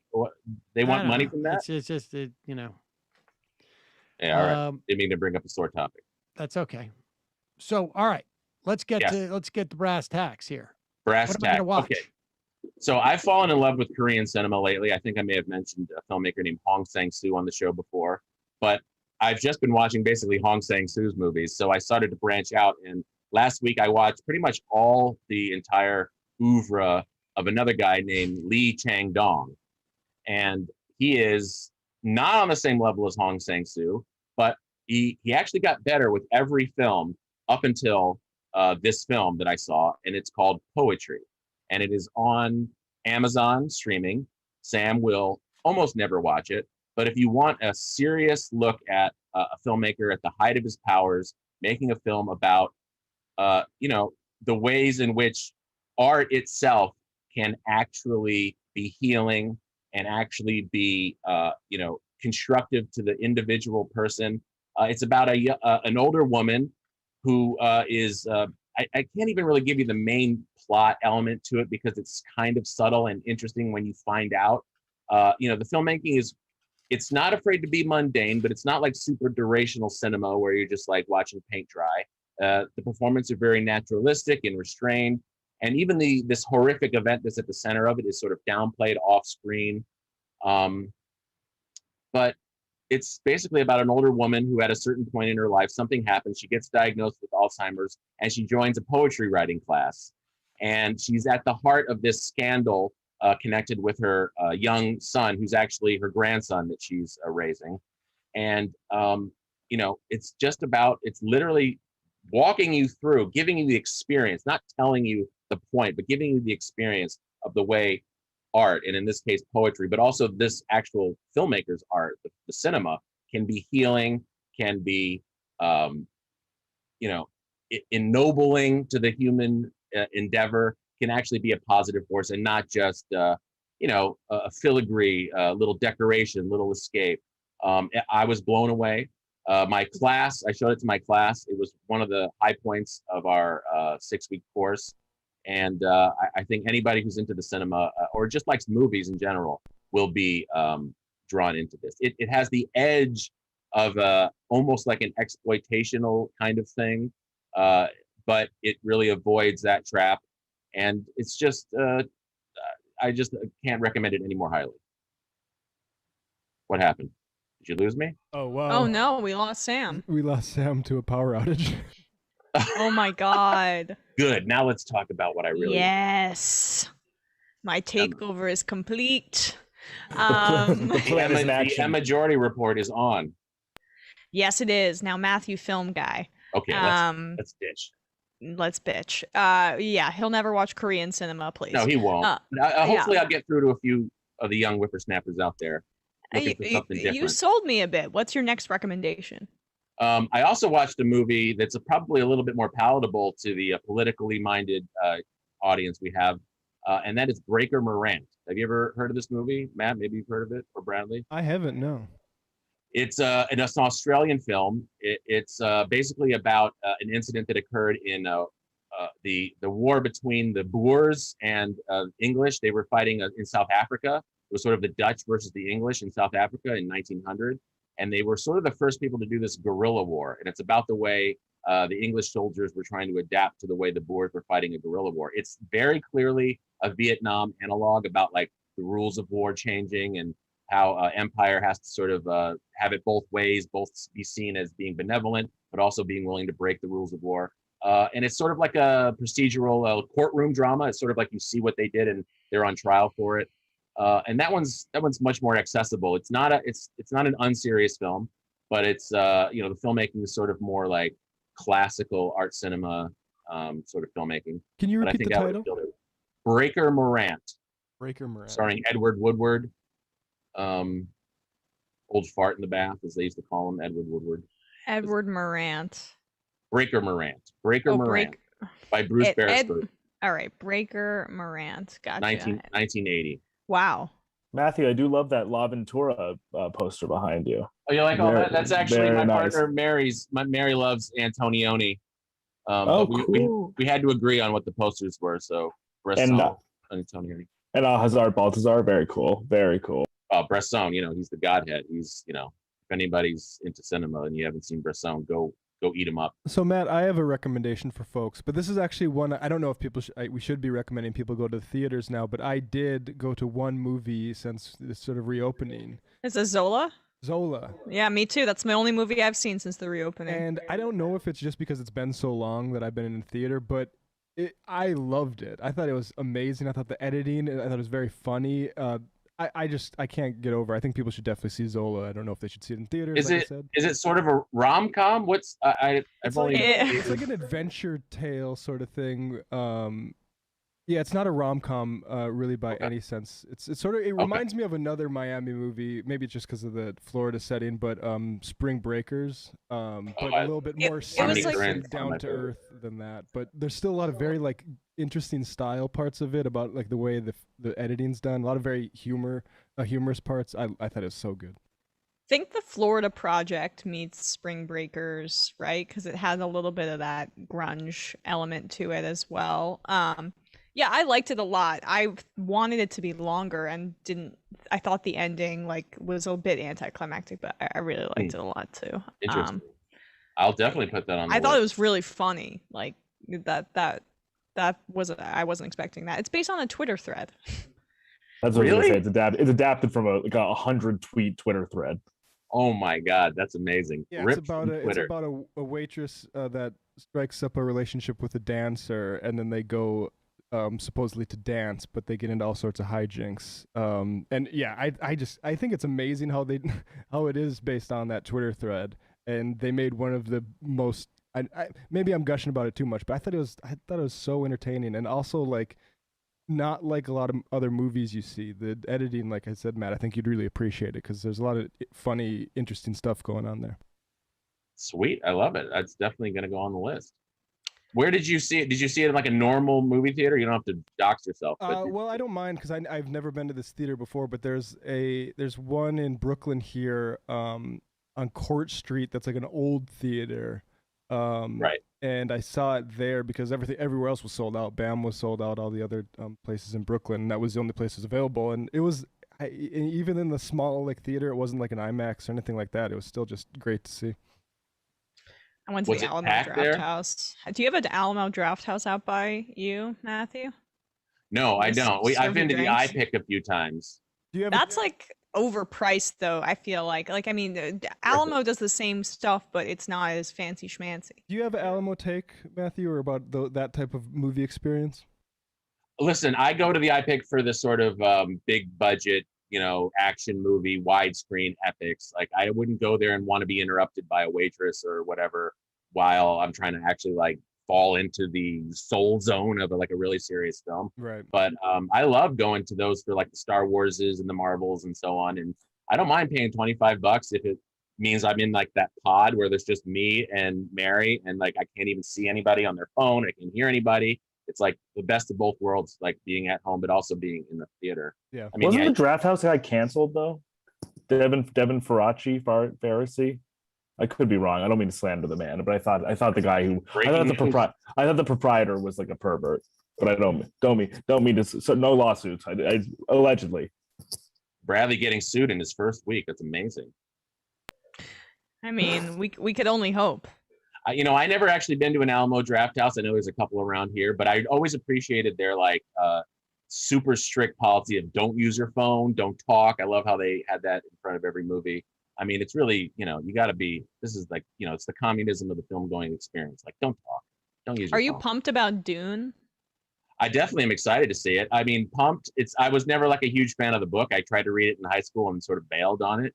But, Right. And the David Lynch movie is sort of like, okay, it's very Lynchian, but I am super excited to go see it. That's one I might actually go see in like the iPick or something. I mean, you got to see Denis Villeneuve. I'm probably Yeah, butchering you it. say but it. I don't know.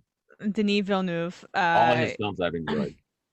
Arrival was one of my favorite experiences to see on a big screen. Yeah. I mean, and I didn't love Blade Runner 2049, but I loved watching Blade Runner 20, like the Right. visuals of Blade Just Runner. on an aesthetic level, just on a photography level. Yeah, I Right. agree. I didn't love it either, but I would watch it. I didn't regret watching it. Matthew, do Right. you have any opinions about the return of theaters, or if they're gone, or if we should be lamenting this moment, or? Listen, I have been somewhat of a curmudgeon on the whole theater experience. Like, I actually think tickets should always be $15 or $20, like you're going to a play or like you're going to, so to people to take it more seriously. So I don't personally miss going to theaters that have people talking in on their phones. So I'm not that sad about it. I definitely think they'll come back. People like doing it. I don't, just on a pure business level, I don't think it's ever going to go completely away. Of course, given that if the virus doesn't mutate into something more virulent, God forbid. But I think you just said Black Widow, that still did plenty of bank. I mean, not compared to the other ones. So I don't see that as being a big thing. But I prefer personally watching movies where I can control the total environment because I think of them as like going to church. I mean, obviously when it's not action films and so on, and that's super loud explosions, that's Right. do what you will. But to try to get into a subtle and meditative state, and then someone's just like, "Nah, man, I'm just at the theater." Like what? That's I get that. I just need, for a movie like Dune, for example, which I'm looking forward to. I can't watch that on my stupid little TV in my apartment. I need Yeah. the full experience. And it's so much easier to fall into it when it's taking up your full peripheral vision, and its sound and vision is all encompassing. I mean, yeah, there's nothing like it. It's the way the medium was intended. I agree with David Lynch, who said if you think you saw a movie on your phone, you didn't. I mean, it's a big difference, especially a movie that's taking advantage of medium in that way. So I get it. And even like COVID aside, I'd say like I'm pretty bullish about like theaters in the sense that I feel like there are so many vestigial art forms like vinyl, bookstores, like books itself, baseball, for example, where everyone, I mean, I feel like we've been saying that these things are going to be dead for like literally 60 years now. So I'm still like I'm not certain, or I really have no like real prediction that there's going to be like a year where like all movie theaters shutter, like no one's done. I just always think there is like a contingency of people who like earnestly want to see it in that way, and like me included. Like I really just like I don't think I'm more bullish on it not happening much sooner than a lot of people I think have predicted recently. I think you're right. People like to go out. They like to go to dinner, then they go to a movie. They like to go with groups. They like to go on dates. There's this social aspect to it that I think will survive. I mean, I do also in my film guy sort of orthodoxy lament the what is changing is our attention spans. So even though a Marvel movie is 2 hours and 45 minutes, it's not letting you rest for any more than 10 seconds. So there is a kind of imaginative sort of loosening that I think is happening, and that's why I try to push these harder to sort of see movies and talk about it in my class, because that is something that I see even in myself, even in my own ability to pay attention to something is retarded by, like, I feel the pull to go to my phone after 15 minutes, or I feel the pull to, do anything else. Right. Usually I just adjust the Adderall dose, but still there's that is an issue that I think is a trend, let's say. And I don't know it's what solved a bit by movie theaters though, right? Because I think that's why I like it too, is if I'm in my normal place of existence, it's so easy for me to like check Twitter or check text. But that's the thing. Still, people are. It's a sea of blue faces in the last few theaters I've been to. So it's like it's unfortunately fighting a losing battle in some ways. Yeah. I don't know. That's why listen, we talk a lot about politics on your show. You hear about politics and things that people have to do collectively, but it's still an internal singular battle to keep your attention on things and to have that moment of silence and silence the voices and the sounds and the thoughts. And it's a challenge. And movies like poetry, I think, actually help you learn to engage that way. And it's why it sometimes falls on deaf ears. But still, I can't watch anything by myself that's longer than a half hour anymore. Like any movie or TV watching longer than that is with my girlfriend. And I do miss the experience of going to movies alone, just like after work or something like that, because that is like you said, it's a different kind of experience. And I appreciate I don't like how much of a cop Alamo Drafthouse turns everyone into, but it helps you experience. I don't mind. Yeah, exactly. I don't mind. Well, I mean, I'll never forget, one of my best movie experiences ever was I smoked a joint and I went and I saw what's the movie with Leo DiCaprio with the bear? The Revenant. The Revenant. I saw The Revenant alone. You gotta mute yourself, Bradley. I saw The Revenant alone, stoned, and it was freaky. But those visuals were Did you get crazy. Right. No, I didn't see that one, but I understand he engages with the bear. It was so beautiful, and it really. Anyway, movie-going experiences alone. I also think I saw Wolf of Wall Street alone. Anyway, that's a different story. But listen, I had to stop getting stoned to see movies because I lose the thread. I'm just like colors and sounds, and I started going like, what are we? Why do we like this? So it was hard to follow movies that way. I saw Inherent Vice very, very stoned once, and I think it might have actually added to the experience, but I agree, typically it's hard to follow. I was sober watching Inherent Vice and I didn't follow it, so I couldn't even imagine. I liked Inherent Vice. It's just a funny sort of riff on the detective genre. Well, I didn't love it, but it was silly. I'm sort of like, I'll love anything sort of downstream of Pynchon, regardless of if it's trash or not, basically. Have you heard of the movie Pig that's coming out with Nicolas Cage? I got my eye on that one for sure. Oh, you haven't seen it yet. What do you think about Cage? he could have been one of the greatest actors of the generation. When he started out, he really had that just like, method, crazy, willing to do anything, really soul searing. And then he just like took every film that came his way and just became a parody of himself. I mean, it sort of happened to everybody that was in that way. De Niro, Pacino, they eventually just sort of cashed all their checks. And, he made a few here and there. Like I loved his remake of, or not remake, but sort of Bad Lieutenant Portugal, the one with Werner Herzog. So he's come back onto the side of the light a few times, but for the most part. And then I saw that movie Mandy, where he's sort of like, just like, why not? I'll just be a parody of myself, and I enjoyed it. But it's hard to take him seriously. But he could have been like a serious actor. He could have been like Daniel Day-Lewis, the way we think of him today. But he just, I don't know, he made a choice. What I'd say about Cage, though, that really recommends him is that he's a legitimate weirdo. Like, he's not like a performative weirdo. Like, he's actually like genuinely bizarre as a person. And like, I mean, he just had an interview where he said he constructed a geodesic dome for his pet crow. And that he lost millions of dollars like buying prehistoric fossils and things like that. Like, well, he's got him to lose. Right. He's truly like a real eccentric, and I think one of the few like Dadaist performers today, because like he'll just make like truly movies that are so unartistic that they're like artful. Like Knowing, that's my recommendation for today, is like his Apocalypse movie, and it's the most inscrutable, bizarre thing I've ever seen, but I think it's worth a watch. I love Inscrutable. I hate to scroot, but I'll watch that. Knowing with Nicolas Cage. Thank you. I heard he's a real weirdo from just Seth Rogen's book that just came out. There's some I think he just like married a a 15-year-old or something like that. I don't want to get sued either, but oh, nice. I mean, I say that sarcastically. A lot of slander today. A lot of slander. Nicolas Cage, call my people. I just wish that guys like that with talent just wanted to do more. Take risks. And I guess he has sort of done that towards the end. I'm just thinking of that Mandy, and maybe this Pig is one of those things. And De Niro did some real shitty stuff, but he's still, I think, more consistently tried to challenge himself as he gets older.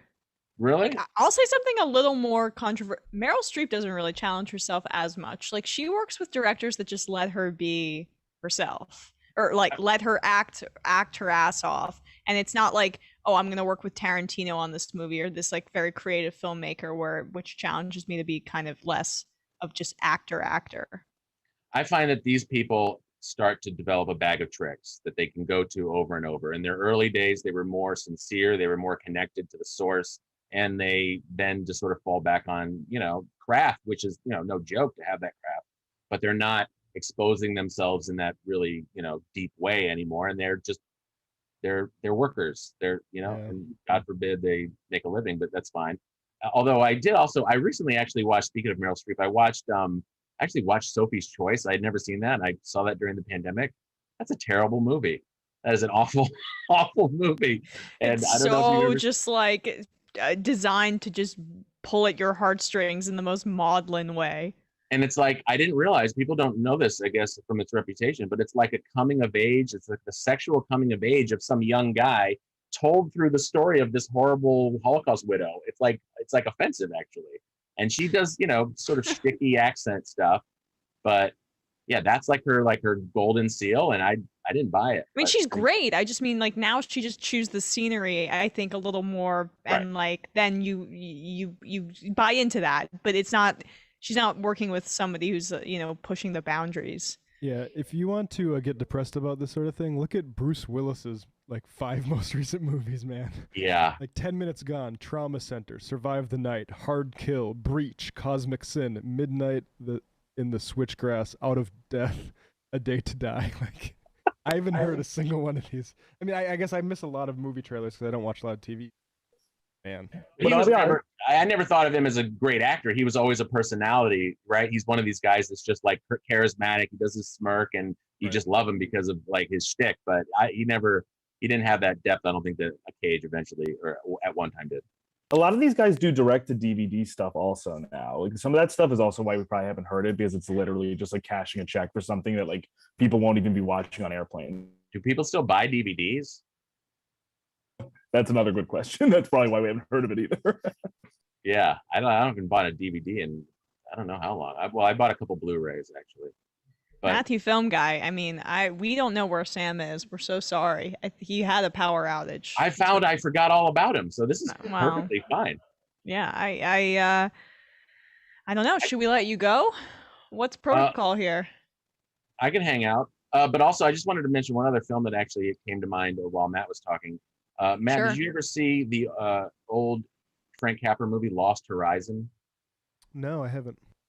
That's a recommendation. I don't know why I thought of you for that one, but it's about a British diplomat whose plane gets diverted after a war in China. It was made in between World War I and World War II, and it's it's where the term Shangri-La came from. Their plane crashes, and they find this like hidden area in a valley where like all men are brothers and peace reigns. And he's this like diplomat who the world is looking for and on the brink of war. It's actually really amazing. Wow, that sounds bizarre. That's a great plot. Yeah, it's based on a novel, and Frank Capra made it, and I highly recommend it too. Let's take some calls. Who's next? Well, we have to do the call system. We thought Sam was doing that, so I don't know if we can even do calls. okay. We might need to take a quick break really quickly. Yeah, we'll go to the fun half. But Yeah. Matthew Film Guy, thank you Matthew. so much. My You're the pleasure, man. guys. This was a lot of fun. It was a little extra treat just to talk to all you guys. So Yes, well, we got the the big elephant in the room out of the way. So, behind the scenes when I went to the restroom. My power went out. I don't know. How does this work? Oh my God. Rest in peace, Michael. Yes, that was a good call back there. All right, Matthew. Thanks so much, everybody. We're gonna head into the fun half. Check out Left Reckoning, right, Matt? And the number is 646-257-3920. See you there. You are in for it. All right, folks, 646-257-3920. See you in the fun half. Are you ready?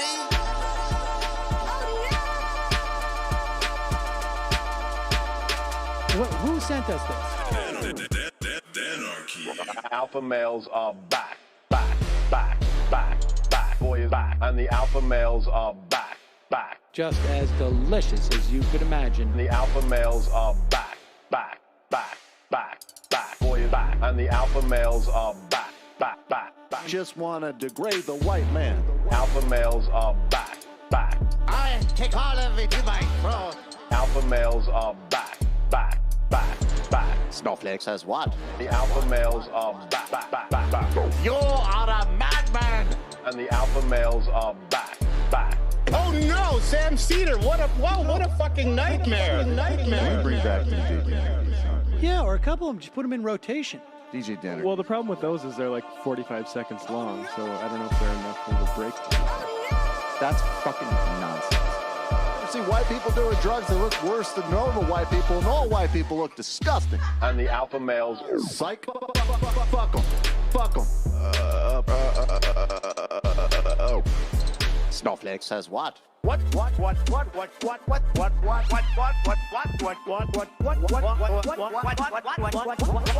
Snowflake says what? A hell of a lot of bank. A hell of a lot of bank. A hell of a lot of bank. Okay, I'm making stupid money. Hell of a lot of bank. A hell of a lot of bank. All lives matter. Have you tried doing an impression on a college campus? I think that there's no reason why reasonable people across the divide can't all agree with this. Psych. And the alpha males are back. And the Africans are black African. And the alpha males are black. And the Africans are back. When you see Donald Trump out there, doesn't a little part of you think that America deserves to be taken over by jihadists? Keeping it 100. Can't knock the hustle. Come on, fuck 'em. Things I do for the bigger game plan. By the way, it's my birthday. Happy birthday to me, Jew boy. I have a thought experiment for you. And the alpha males are back. Africans are black alpha males are black Africans are back. Come on. Come on. Come on. Someone needs to pay the price for blasphemy around here. I am a total pussy.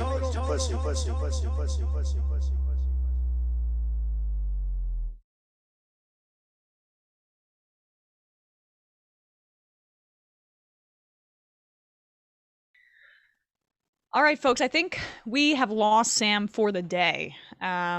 We, in the pandemic, you might have realized sometimes he's remote. And unfortunately, he lost power. Seems like a lot of people in his area lost power too. So it's just going to be me. I've now really done a lot solo this week. We got Monday solo. Really, Sam is doing classic Michael homage by not being here on Friday or Monday this week. Right, exactly. So I feel like over half the show this week, or maybe around half the show this week, I've been solo. So I'm gonna read some IMs and we're gonna do some clips. I first will say I did notice that Jimmy Dore went after me personally. We're going to save that for Monday, because now that Sam has been lost, we would want to have a kind of conversation about it. Plus, because he's so afraid of Sam, we've got to, highlight that, particularly in the clip. Yeah, I mean, it's something for a guy who I've been here for, 5-6 years, have gone after Jimmy lots of times. He's never responded to anything I've said. Likewise, he's never responding to Sam since that Moon and Lake Michigan debate. But he does come after females around Sam, like Anna Kasparian or you, or also Jamie Peck, the very first time Jamie said anything about Jimmy Dore, and it was very charitable because that's Jamie's way, Jimmy completely lost his mind in her. So yeah, we'll save it for Sam. What a coincidence. Yeah, it's so odd. And that he's also obsessed with Anna particularly, and he knows we're close, so I think that's a lot of what that is. Again, we're going to save that for Monday. There just seems to be a little bit of an issue this guy has with women. But I digress. It's called content. Everybody loved it in the office. They thought it was so funny. I mean, this is who we're talking about, right? Yeah. And also, that clip too, he's a lot of contempt for working people in that clip for him. He just thinks they're going to rogue punch people. Maybe he doesn't fully understand what working people are. But anyway, let's read some IMs and then we'll do some clips. Winnipeg Craig, has Matthew Film Guy seen F9? It was so messy, unclear, and simultaneously cliche that it seemed like an art film. I wish we asked him about this, because I did hear that there was a moment where they sent a car to space in F9 in a rocket ship. I'm unfamiliar with F9. It sounds like a button on a keyboard to me. Oh, Fast and Furious 9. Oh, okay. Yeah, gotcha. Yeah. Right. And I haven't seen it, but they absolutely do, I believe, spoiler alert, do send a car into space. That is incredible. I almost appreciate the commitment to the camp with that. I remember back in the first one when it was impressive that they drove a Toyota Supra underneath a semi when it was rolling down the highway. So I guess they have been raising the stakes every single movie since. This is a funny one. Fierce Deity 73. Not gonna lie, I've never seen Wet Hot American Summer, but I looked up the cast and Michael Showalter looks exactly like Joe Manchin. It's upsetting. Wow, that needs to happen. If we had a Comedy Central worth its weight in salt or whatever, I don't know what I'm trying to say there, but they would be commissioning that. I want to see a Manchin show, just like that Trump show that Tony Atominiuk made. That'd be great. That's fucking hilarious and so true. If they were ever gonna do, like a Manchin sketch on SNL, they really should actually call him up. I think it would work really well. Trainer rocks. Democrats can't admit that capitalism cannot deliver enough jobs to sustain a healthy society. That's that makes sense. We already read that weird nerd cheetah one. Sorry to ask about sports, but what do you think about the Washington Generals drafting Dave Rubin? Says Sammy Key.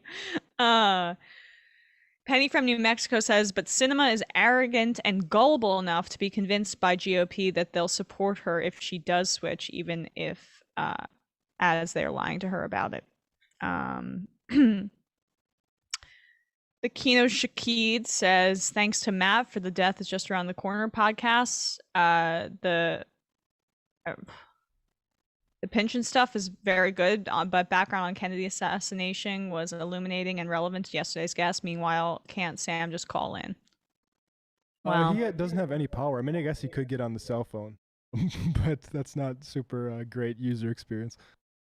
I think he's worried about mostly getting his power back at this point. Yeah. Yeah, he's probably dragging a generator somewhere as we speak.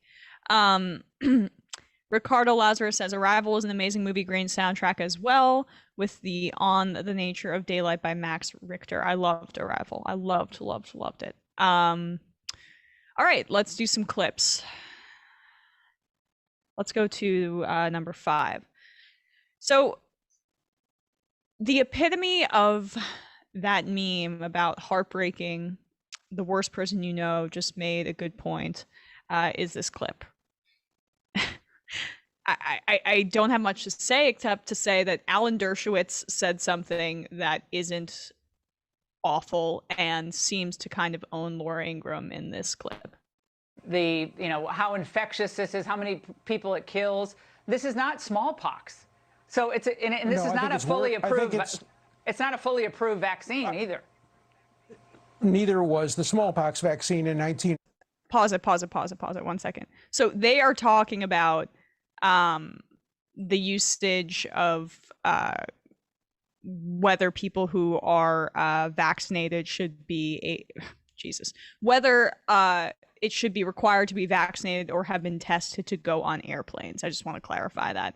And Laura Ingraham is now repeating this anti-vaxxer talking point that I'm now seeing gain steam, which is that the vaccine hasn't only been approved for emergency authorization, has not been fully approved, which is why the next, excuse for why people aren't getting vaccinated. They're using that. It's just another stalling tactic to look like their hesitancy is something that has legitimacy. Keep going. Neither was the smallpox vaccine in 1905. No, I think COVID is worse than smallpox in many ways. It may not kill as many people, but we don't know what the long-term impact is. I have killed the right 300 million people worldwide. 300 million people. I know. I have a right. I know. I have the right to get on an airplane and know that everybody on that airplane is vaccinated or tested. You may have the right not to get vaccinated, but you have no right to spread the disease to me, even if you won't kill me. Even if you won't kill have you me, not been listening? I don't want long-term impact. This is Harvard Law School, but okay? I don't believe you. I didn't go to Harvard Law School, but I did hear. But I did hear the president today talk about how if you're vaccinated, you spread the virus.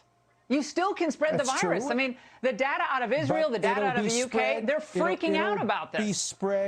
It'll be spread. Like that. This is some new revelation. The Yankees team was vaccinated like months ago, and they all got this too. Like we knew that there was some degree of spread around, and we're unfortunately finding that it's more than we thought. But the truth is, and the thing to emphasize is that like less infections, and less severe consequences for that, and also, yeah. I mean, I don't know if you guys have anything. We can continue. No. Keep going. Yeah. It'll be spread much less seriously. Look, we don't know what we don't know. Okay, you can deprive people of their constitutional rights on the basis of a vaccine that still allows the spread of a virus. There is no constitutional right to get on an airplane and to spread the disease to me, even if it's not going to be fatal. Okay. All right. I have constitutional rights. We gotta go. We're up against a hard break, but and the court's got to balance it. It's not smallpox, Professor. Thank you. Now, as if that was any kind of That's comfort. the standard? That's the standard? It's not smallpox? Okay. We were told by a lot of these people that it was only a little bit worse than the flu a year ago, and now the line is it's not going to kill as many people as the most deadly disease in the last like half millennium. Well, great, Laura. Thanks for that. And it's getting more and more infectious. I mean, now we're knowing that hearing from the CDC that the Delta variant is as contagious as chickenpox, So there's also the question of viral load as well. I mean, if you have a vaccine and you get it, you're much less likely to have severe symptoms, to go to the hospital, etc.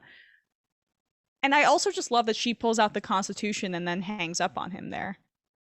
There is no constitutional right about vaccines.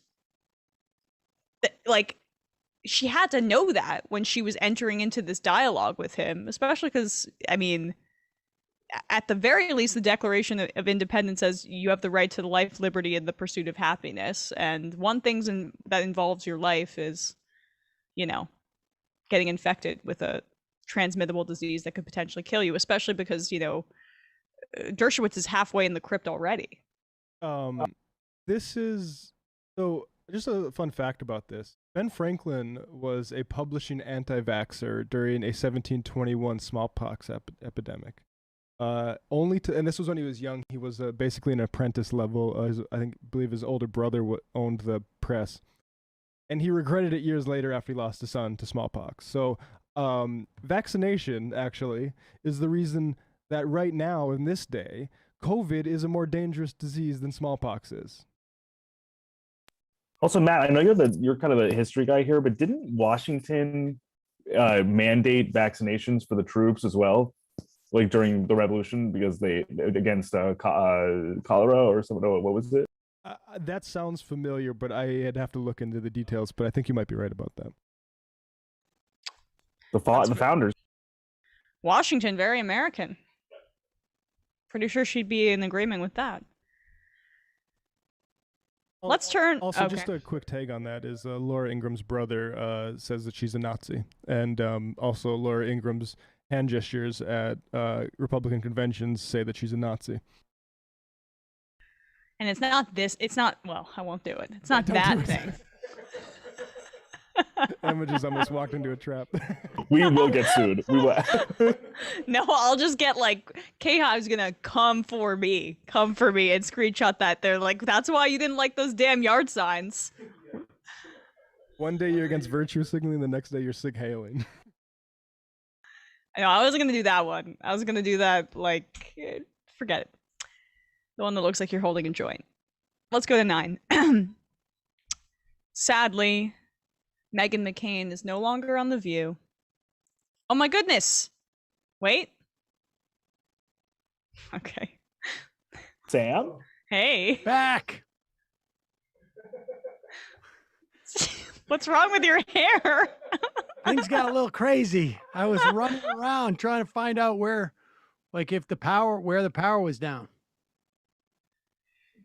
Jesus. Can you hear me? Yeah, I can. Did you figure it out? Yep. All right. Well, I didn't figure it out. The power company did.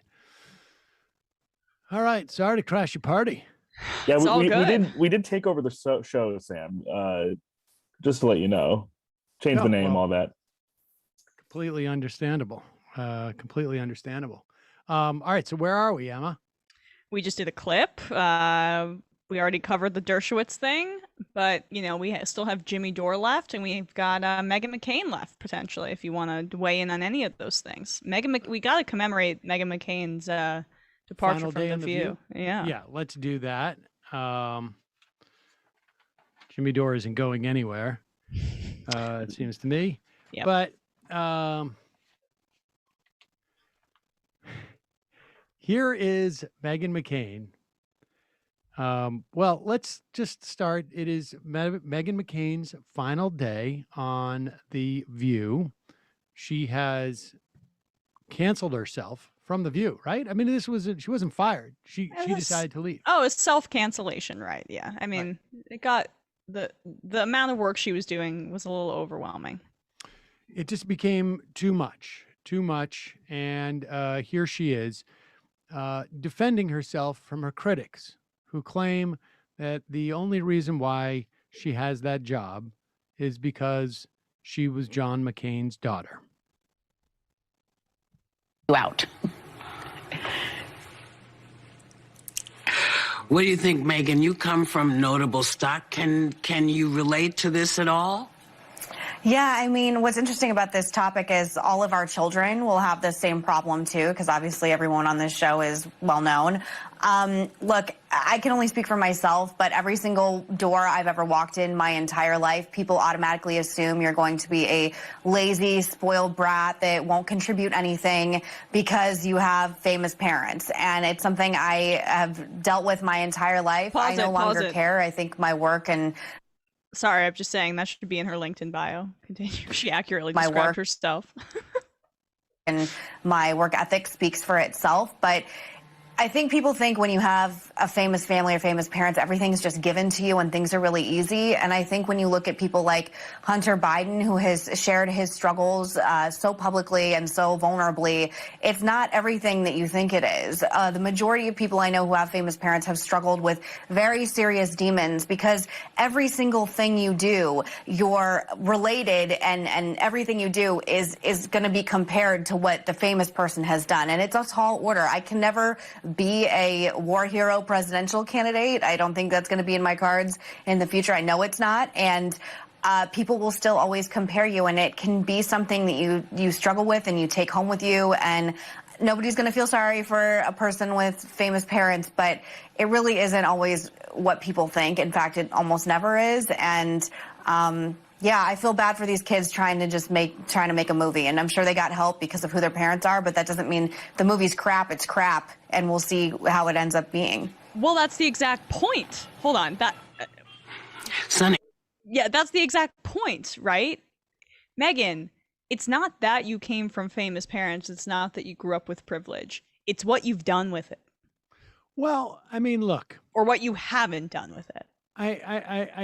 Yeah, I mean, I've worked on a TV show with Meghan McCain. Like, I hosted a sort of a comedy show pilot. She came on as one of the guests. She did what was asked for her. I will say this, that having done 10 network pilots, having done a sitcom that was on for 8 or 9 episodes, another one that was on for 1 episode that I was on, having done TV, live sitcoms are shot in front of a live audience. I can say that to fulfill the requirements in terms of what appears to be a strong work ethic in that environment is the easiest thing in the world to do. I mean, it is, it doesn't necessarily mean that you're good when you do it, but in terms of like a work ethic to show up and sit on The View, I got news for you. It's easy, but put that aside. Maybe she has a work ethic in another context that we don't know about. She has a second job where she breaks bricks. There you go. But so the work ethic thing aside, but the thing that she fundamentally doesn't understand is that, look, she's decent. She's mediocre at what she does. Replacement level is the sports term for that. Yes, exactly. He replacement level talent. She's a role player. The reason why she is on the one of the highest viewed shows on television is because her last name is McCain. Period. End of story. And this is the thing that that she doesn't appreciate. There's no doubt in my mind that as the child of a famous person, you have challenges that people who don't have famous parents can't really fully understand. There's no doubt. But the fact is that you also, if you're going to articulate that, which I think is perfectly legitimate, you also need to articulate, I know I wouldn't be here because if it weren't for my last name, because that's just simply the fact. That thing about like every door I've walked into, they've questioned, like, guess what happens when other people try to walk through those doors, Megan? They aren't met with like mistrust of their work ethic. They're met with security guards, right? They're not The door's slammed in their face. They're not even acknowledged. They're like, can you take out the trash? And this is the thing, like when she's talking about, I don't know what movie they're talking about. Some kids have done a movie, but people are going to be able to judge whether that movie's good or bad. But the fact is that if they weren't who they were, nobody would have the opportunity to judge. Nobody would judge it. nobody would see it. Nobody would hear of it. It probably wouldn't be made for the most part. She's referring to a movie that is being previewed now that Steven Spielberg's daughter directed and is also involving Sean Penn's son and one other person, another notable person. And there was some, discussion from Franklin Leonard, the founder of The Blacklist, who was saying, it's obviously a nepotism product. And Ben Stiller, another nepotism product, really came and like feverishly defended like the nepotism. So I think that's where they got it from. But And this is not to say that you can't be talented, if you're the son or the daughter or whatever of a. Well, Ben Stiller, good example. Yes. But the bottom line is you get the opportunity. That door is open to you. Like even in the context of going in for an audition, they're just going to pay more attention to you. There are ways that you can manufacture that in the context of an audition or when you go in for something. That don't require your parents to be famous, but you get a leg up. And to not acknowledge that, because look, everybody has their crosses to bear. It is a unique cross to bear if your parents are very famous. But everybody has their own, unique crosses to bear that may be a function of other things. But the fact of the matter is very few people have an entree who that door is open. You may have to do well when you get through that door, like everybody else, but you get through the door, which is a huge, huge roadblock that has been removed from your path. And to not acknowledge that, and look, and to some extent, this is analogous to having wealth in society. Yes. And I've talked about extensively, like my comedy career. I don't know if I would have been able to pursue my comedy career and ultimately this career without having at least the security of knowing that if I bottomed out, my parents would be there to help me. Exact same thing for me. Many people don't have that opportunity. That's not to say that I'm good or bad at what I do. I think I'm decent. But the bottom line is that I had the opportunity to exploit and to, put myself in a position to get lucky or to utilize my talent if I have some, because I had that safety net, essentially, that was there that a lot of the people I was competing against didn't necessarily have, or a lot of people who I would have had to compete against, but they didn't even get into the ring because they didn't have that safety net. I mean, there are multiple barriers to entry. She is operating under the assumption that it's just like a wide open field because it's always been wide open for me. Yep. And once Absolutely. right. And like, oh, no. For everybody else, they've got to, it's like that episode of Nathan For You. They've got to like crawl in the little box and then there's an alligator and you've got to wear the tuxedo and then you got to get all the way through to get to the big screen TV or whatever. Like it's a lot harder for everybody else. And once she's gotten through that door, she's not even good at what she does. She yells a lot. She gets very flustered and she doesn't have talent. Well, yeah, let's imagine if there was a McCain daughter who was like a Marxist and not willing to like basically defend Republican inanities. Would she have that job? I don't know. No. Maybe she would. The bottom line is she'd have an opportunity, and that a a Seder daughter wouldn't. I mean whatever, a Jones daughter wouldn't.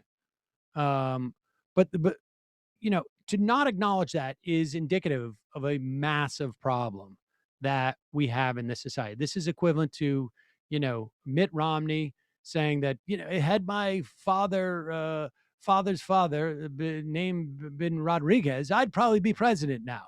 I got news for you, Chief. You wouldn't be. You wouldn't be, because your father wouldn't have ended up being the president of the largest car manufacturer in the country in the 1950s. He wouldn't have been elected governor of Michigan at that time. All of those things that brought you to this moment would not have happened. You'd just be some middling guy in some middling place. Now, maybe your great-grandchildren would have an opportunity only because of, the wokes have decided that should not be an impediment to progress. But the the delusion that they operate under. I mean, and that's not to minimize any challenges that they might have because of that name. You get judged. I get it. I mean, then I think there's, that's probably true, but they ignore the huge benefit they get because of, the self-agreement. And like I say, it's the same thing with like anybody who is privileged in society. There are certain degrees in which you're privileged and not. There are certain, challenges associated with that, I'm sure, on some level. But it's so classic, because if she acknowledged this to herself, if she acknowledged this, then she would have to acknowledge the fact that there is disparity outside of, from the starting gate. If you grow up in a certain area code, you're going to be disadvantaged. If you grow up without the resources, if you grow up in low income, if you're going to be disadvantaged. That's just, and then all of a sudden you have to say well, okay, if we're going to actually live this sort of meritocracy I pretended exists in my brain, then we need to sort of even the playing field as people enter it. We need to even the playing field. We need to open the doors to everybody on the playing field. It's much easier to succeed if you have already eliminated, if you're going to baseball tryouts and you're only allowing 11 people on the field and they're looking for a team of 9, you have a much better chance of making that team than if they let 100 people in. And that's the thing she doesn't understand. And that also goes to the rod of unpaid internships as an example. It's coming. It's a similar. I was able to because of similar to what you're saying, Sam. Because of my socioeconomic background, I had the luxury of being able to work for free and be able to pay for food and transport without having any of that even remotely subsidized. It literally creates an upper crust of people who can work for nothing or actually work for less money, because people actually with different socioeconomic standings simply can't do that. They actually just cannot have that experience without having money to subsidize their lives. She'll be missed. Who are they going to put on instead of her? Is it going to be Abby Hunter, or is it going to be Huntsman, or is it going to be is it going to be Menendez's daughter, or is it going to be Chelsea Clinton? Do we know who you're going to put on there, or is it? Chelsea's a good bet. They got to put on a conservative. It's tough though to find a conservative. Abby Ted Huntsman's Cruz. boring. Ted Cruz have a daughter? I think so. They're really young. They're like. Remember, 12. they find him right. they find him repulsive, right? Yeah. Yeah, the ones from the forced dinner ad. What do we got? 219, huh? Hey. All right, I guess we will. Let's do a little on. Let's check in on the Twitter report. This is a show that you may be familiar. That what they do is they read tweets and report on it. It's activism. It's this is what activism is all about. This is according to Jimmy Dore. Here he is. This is a clip of Jimmy Dore where he's, I guess, mad at, this is based on a tweet that Emma did. And Emma, what was the nature of the tweet? Why don't you tell us what it was? I guess I was just responding to these protesters who were outside of Ocasio-Cortez's office, not outside of Nancy Pelosi's office or even Pramila Jayapal, who chairs the Progressive Caucus, but outside of AOC's office. It's kind of the force the vote crowd.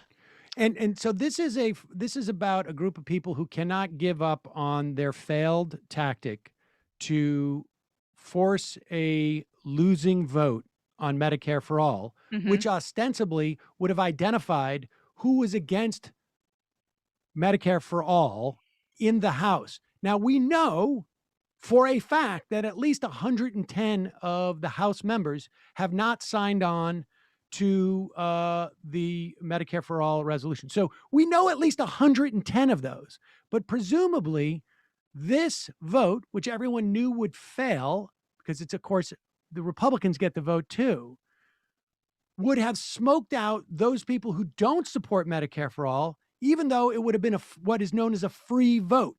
In other words, I can vote for Medicare for all because I know it's not going to pass if I'm really secretly, because this is all based upon the idea that there are secret opponents of Medicare for all, which I'm sure there are. Maybe 10% of those people who signed on to the thing are secret opponents of Medicare for all.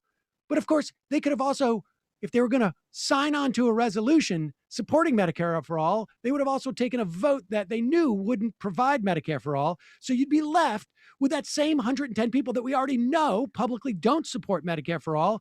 If you want to challenge them. In fact, it would muddy the waters more because people could take symbolic votes, as you say, and we might not know that when it came down to an actual vote down the line, they would not be able to. Let's say it worked exactly like they thought it would. And we find out that there are 115 members of the 220 some odd Democratic caucus who are not supporters of Medicare for all. Presumably at that point, they're going to be primaried. And since we already know 110 of those, I wonder how many of these activists have started to fundraise or identified or developed the apparatus in which to primary these people. They're going to do it outside of the Justice Democrats because they're sellouts too. Well, they have like anti-vaxxers speaking at this rally, so we're not even there yet. So they're going and protesting in front of the at least most vocal advocate who would have surely voted for Medicare for all in this losing vote that would have never been even taken up in the Senate. And she's not in leadership and doesn't have the ability to spearhead many of these things. So, yeah. Any rational human being who doesn't believe this is about performance, who actually believes it's about like there's a theory of change behind this, would say those are people who don't really know, like are completely, don't even seem to care about strategy or tactics. It's all performative. Well, I mean, that's the problem with force the vote, is it turned an opportunity to leverage Pelosi, which we all agreed needed to be done, into a narrow demand for a vote like that's pointless for the reasons you're talking about, that just serve propaganda purposes for a 2022 primaries that they've shown absolutely no interest in building an institution to deal with it or whatever. It's about going after the squad for views. Yes. So let me just say this. Like, the only problem I had with Emma's tweet was that she called it a red-brown alliance. This is a green-brown alliance, and the reason they don't identify as greens anymore is because the question when posed as, yes, the squad has limitations. What have you built actually? Like, besides these like presidential, like great that you improved on Jill Stein as a candidate, you actually haven't taken. If it's so easy to force this stuff with 4 people in Congress, maybe you should have taken those 4 seats. Exactly. Right. Exactly. Well, but where is the Green Party or whoever they want to call them, the people, the PPM, or if they still exist, if they haven't. That's imploded, what this is. Yeah, that's what this is. If they haven't imploded, where's their where are their candidates who are running for Congress? And why don't we all know about them at this point? Are they fundraising for these people? Have they created an apparatus for them? I mean, likely because if it only takes 4 votes, then they should. This is doable. Do it. Go with the blue districts and find. But just play this. They're just gonna primary AOC because it's gonna be the most useful for propaganda value. They're not gonna actually do this wide, like the Tea Party instance, right? Tea Party put 100+ people in Congress. I mean, I would love to see that happen for progressives too. Okay, so let's play this. So Jimmy. So I had a tweet making fun of that, right? And then Jimmy just now on the Twitter report responded. Here's the Twitter report for the day.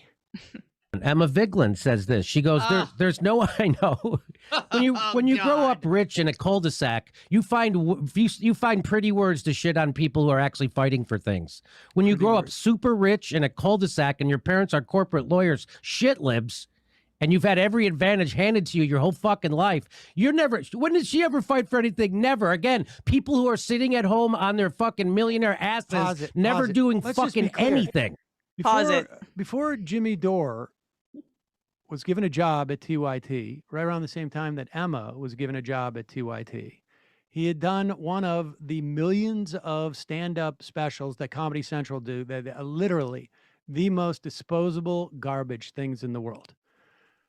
I think people are aware that I have many friends who have been in the stand-up world. I was never particularly in the stand-up world so much. I was more stand-up adjacent, as it were. I performed it a little bit, but I was never really a working stand-up per se.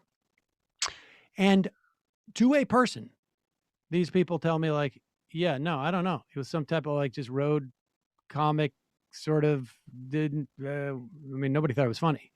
And TYT successfully built his career, built his channel, hired Jimmy, just like they hired Emma.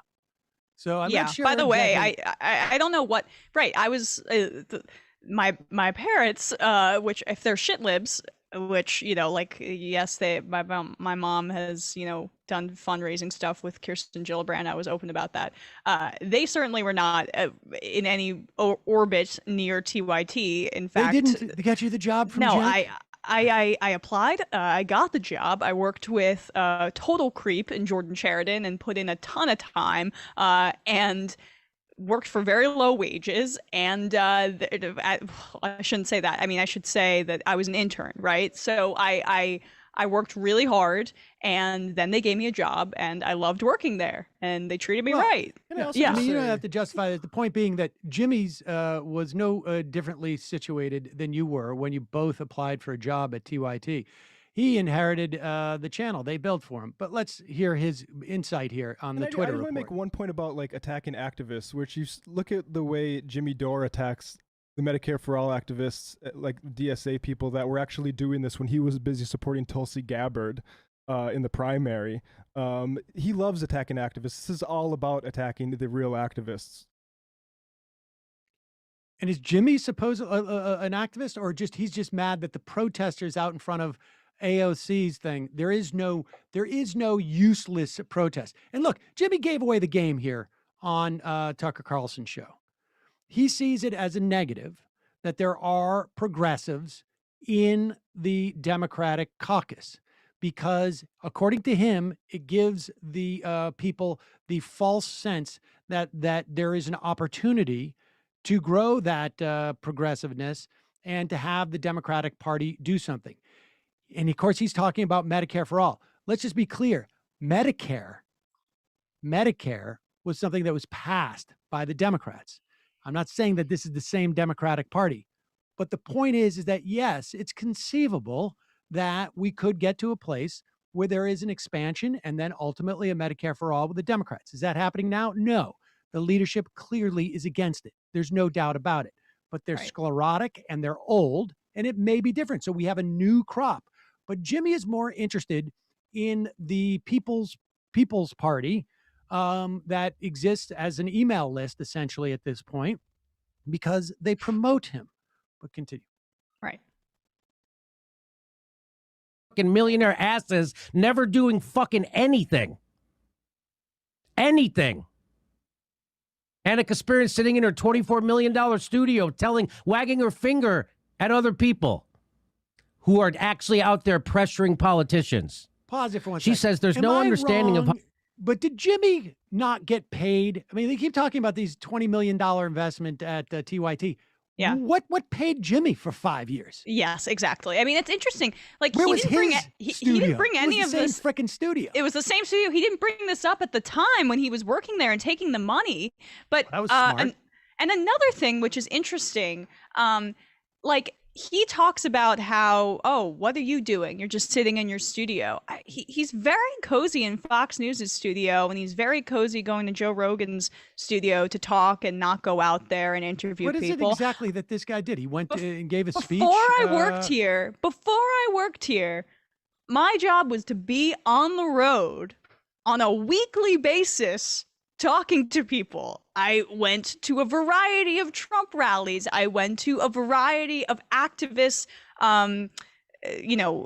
demonstrations from the left and the right. I spoke to people who were poisoned in rural communities in Delaware by their water source and were suing a chicken processing plant that was near there.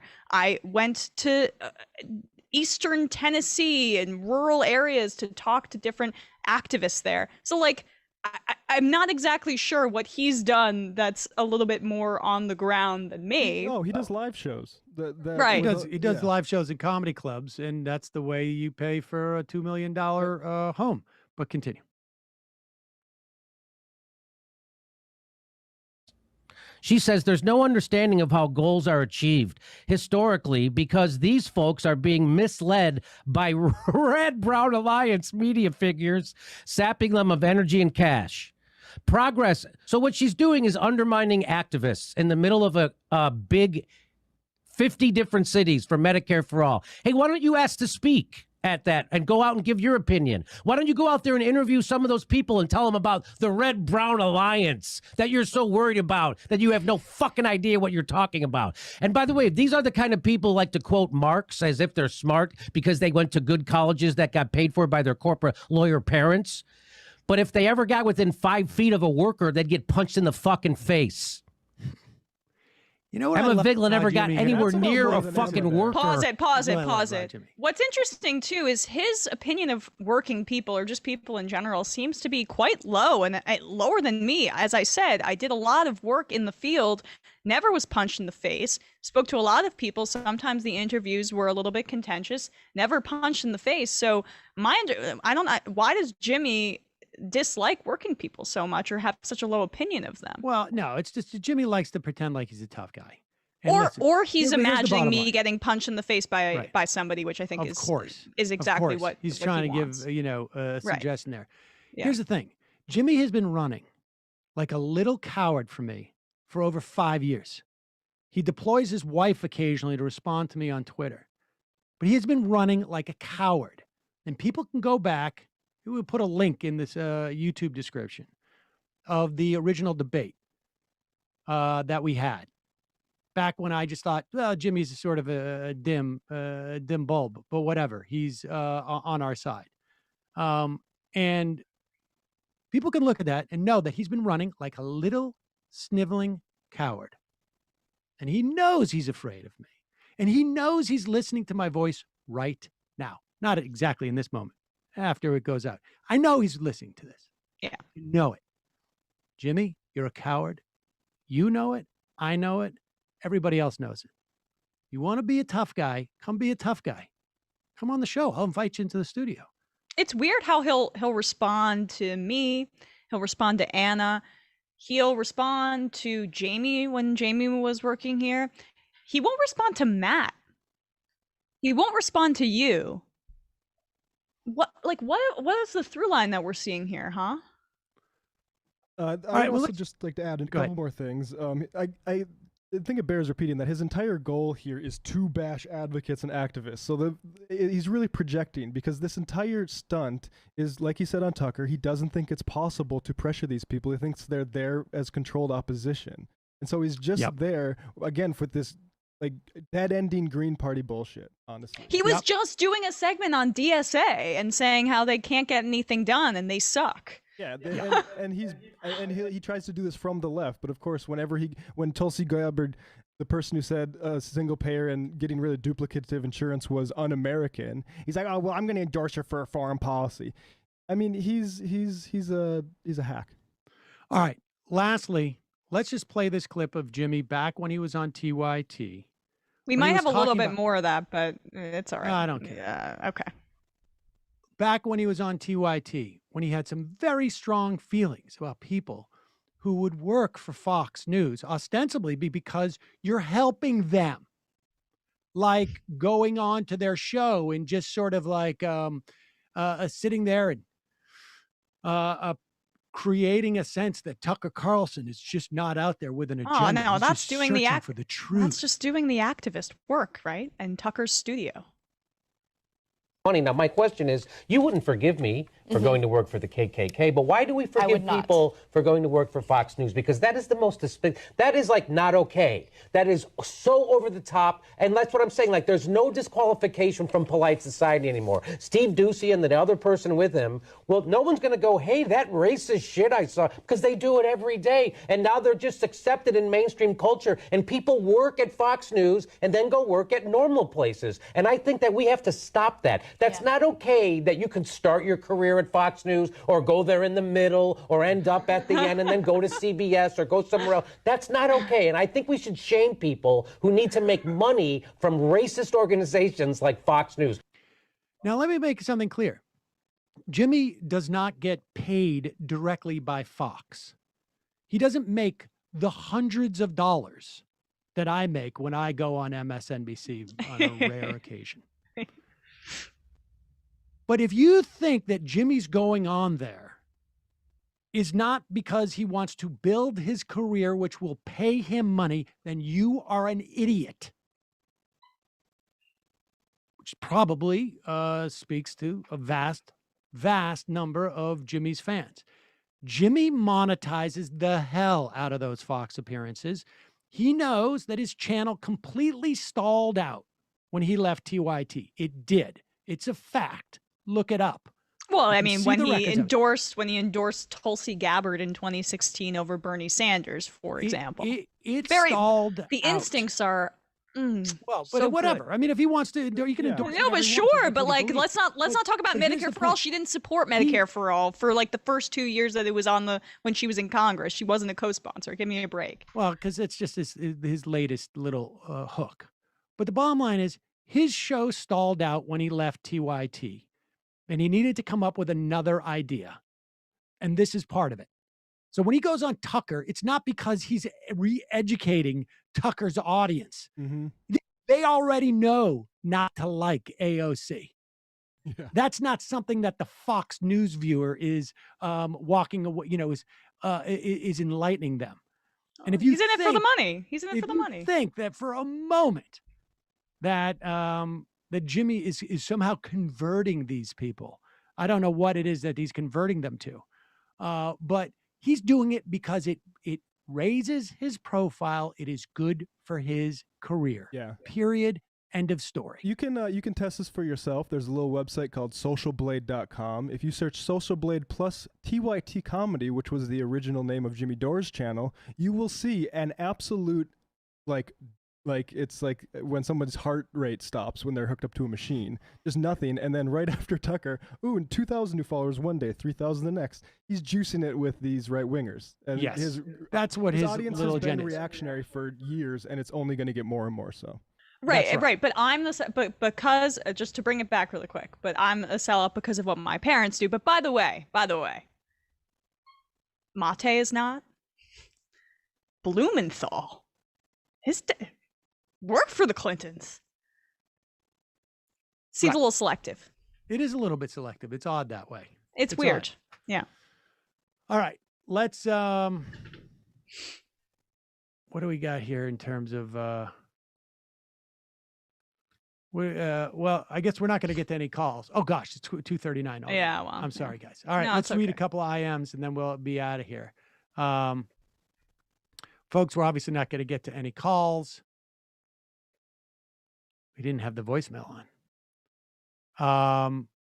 I don't have all the IMs. I just have some of the IMs from when I got on, so I'll just have to read these. Sorry. The American Party of Labor. Sam, did your new guy just admit that you don't pay him? Well, he just broke his NDA, so we'll see about Back in the box for me. Back in the box. Big Dick Cheney energy, manifesting Tiffany Trump taking over from Meghan on The View just because of the absolute shit show it would be. That would actually be pretty amazing. Face the vote. Farce the vote. Also, don't forget that instead of doing a deal to force the vote, the squad did a deal to get prominent spots on key committees, an actual fruitful act. Next week, Jimmy's going to attack Emma, saying the working people have these kinds of signs in their lawn. I see them from my $2 million mansion. Godcat, don't worry, Emma. Dora will have to hear your voice coming from car radios in South Pasadena soon. Jay Chivone, recall that in 1988, William Buckley endorsed Lieberman over more liberal Republican incumbent Lowell Weicker. I did not know that at the time. Really cool. By the way, those FTV protesters could have just as easily taken the 5 train down to Hakeem Jeffries' office. Thames Darwin, if Emma's a bad person because she was raised by shitlibs, what does that make Jimmy, given that he was raised by a cop? I also don't like calling, I love my parents. I don't want to call them shitlibs. Militant apathy. Jimmy's problem is that he's never been in a fight in his life. He couldn't bust a grape in a fruit fight. He has other problems. Hey, it's Josh. A huge part of the reason we have a teacher shortage, that a couple and that people of color are underrepresented in education, is the dynamic you were all mentioning earlier. I'm a high school teacher, and to break into it, you not only need a master's degree in many states, which usually requires taking on a huge amount of debt, 6 to 9 months of unpaid work, student teaching. The result is those without a robust support system are excluded from the profession. And let's be clear what a robust support system means in the context of people of color in this country. We've had and particularly Black people, we have had a multi-generational, systemic, and institutional effort to deny Black people wealth. And without having parents, grandparents, cousins, uncles, aunts who have any wealth, kids who are aspiring, young people who are aspiring for these type of jobs, they can't afford to do it. They can't afford to do it. Kevin from Philadelphia, can we get a members-only AMA of Emma's experience with these garbage people? These creeps like Dimmy and Jordan deserve to get called out. Oh, we should do stuff like that with the Discord, maybe. Yeah, I don't want to elaborate on it too much, but like, yeah, I was like I've mentioned, I was sexually harassed before. Like I put out a statement because he was still my superior at the time and asked me to, and then I immediately deleted it once I kind of processed what had actually happened. But I didn't really want to make it about my career because I was still young at the time. So I guess now everybody knows. Anonymous majority. I'm so freaking excited for the Jimmy Son rendition of "Oh No, It's Sam Seder." Jimmy Duh rendition of "Oh No, It's Sam Seder." What an effing nightmare. Get Scotty B's daughter on The View, said Feared City. Majority Report wardrobe coordinator. I hope we don't judge the people based on what their parents did. My parents were Detroit Lion fans. Jonathan Armstead, Meghan McCain got an internship on SNL because her dad hosted the show. She wasn't a comedy writer and had no intention of being one. Seriously. Oh and my the God. final IM of the day, Iowa Adam, AEW or WWE? Not sure I follow. But Matt, Bradley, Emma, Brendan, and Abstentia, because he was here for half the week. I mean, let's be honest. Yeah, right. Well, maybe he's Great listening. week, guys. See you on Monday. It might take all the strength I got to get to where I want, but I know somehow I'm gonna get there. I wasn't looking when I just got caught between the truth and the lie bar, but finding out won't make me feel any better. Yeah, I know the clock is ticking, but the meds are gonna kick in, and my